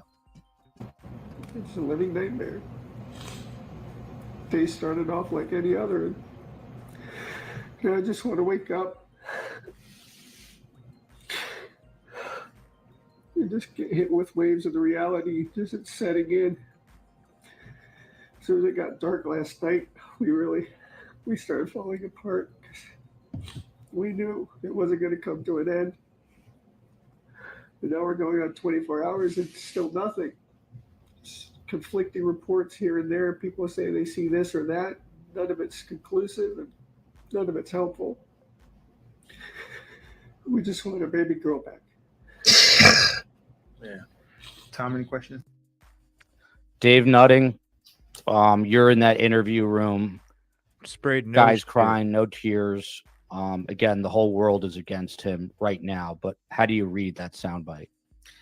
I mean, it's interesting how he uses the phrase "we," we, our, we're like he's in it with somebody, and like there's a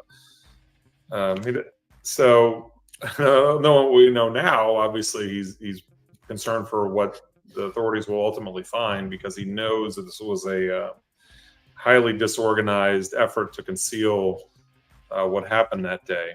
So, I mean, his behavior, I talked to a reporter here also when the mother was being interviewed. He had some odd behavior when he was interviewed. The mother was being interviewed by the Fox affiliate, and how he stood behind her during the interview, slammed a chair down, sat behind her, looked over her shoulder during the interview. His behavior was really strange. So yeah, it's I mean, of course we have the benefit of knowing what we know now, right? So it's easy to be an expert now when we look at these interviews. But I do want to kind of circle back, because I was making some notes as we're going through.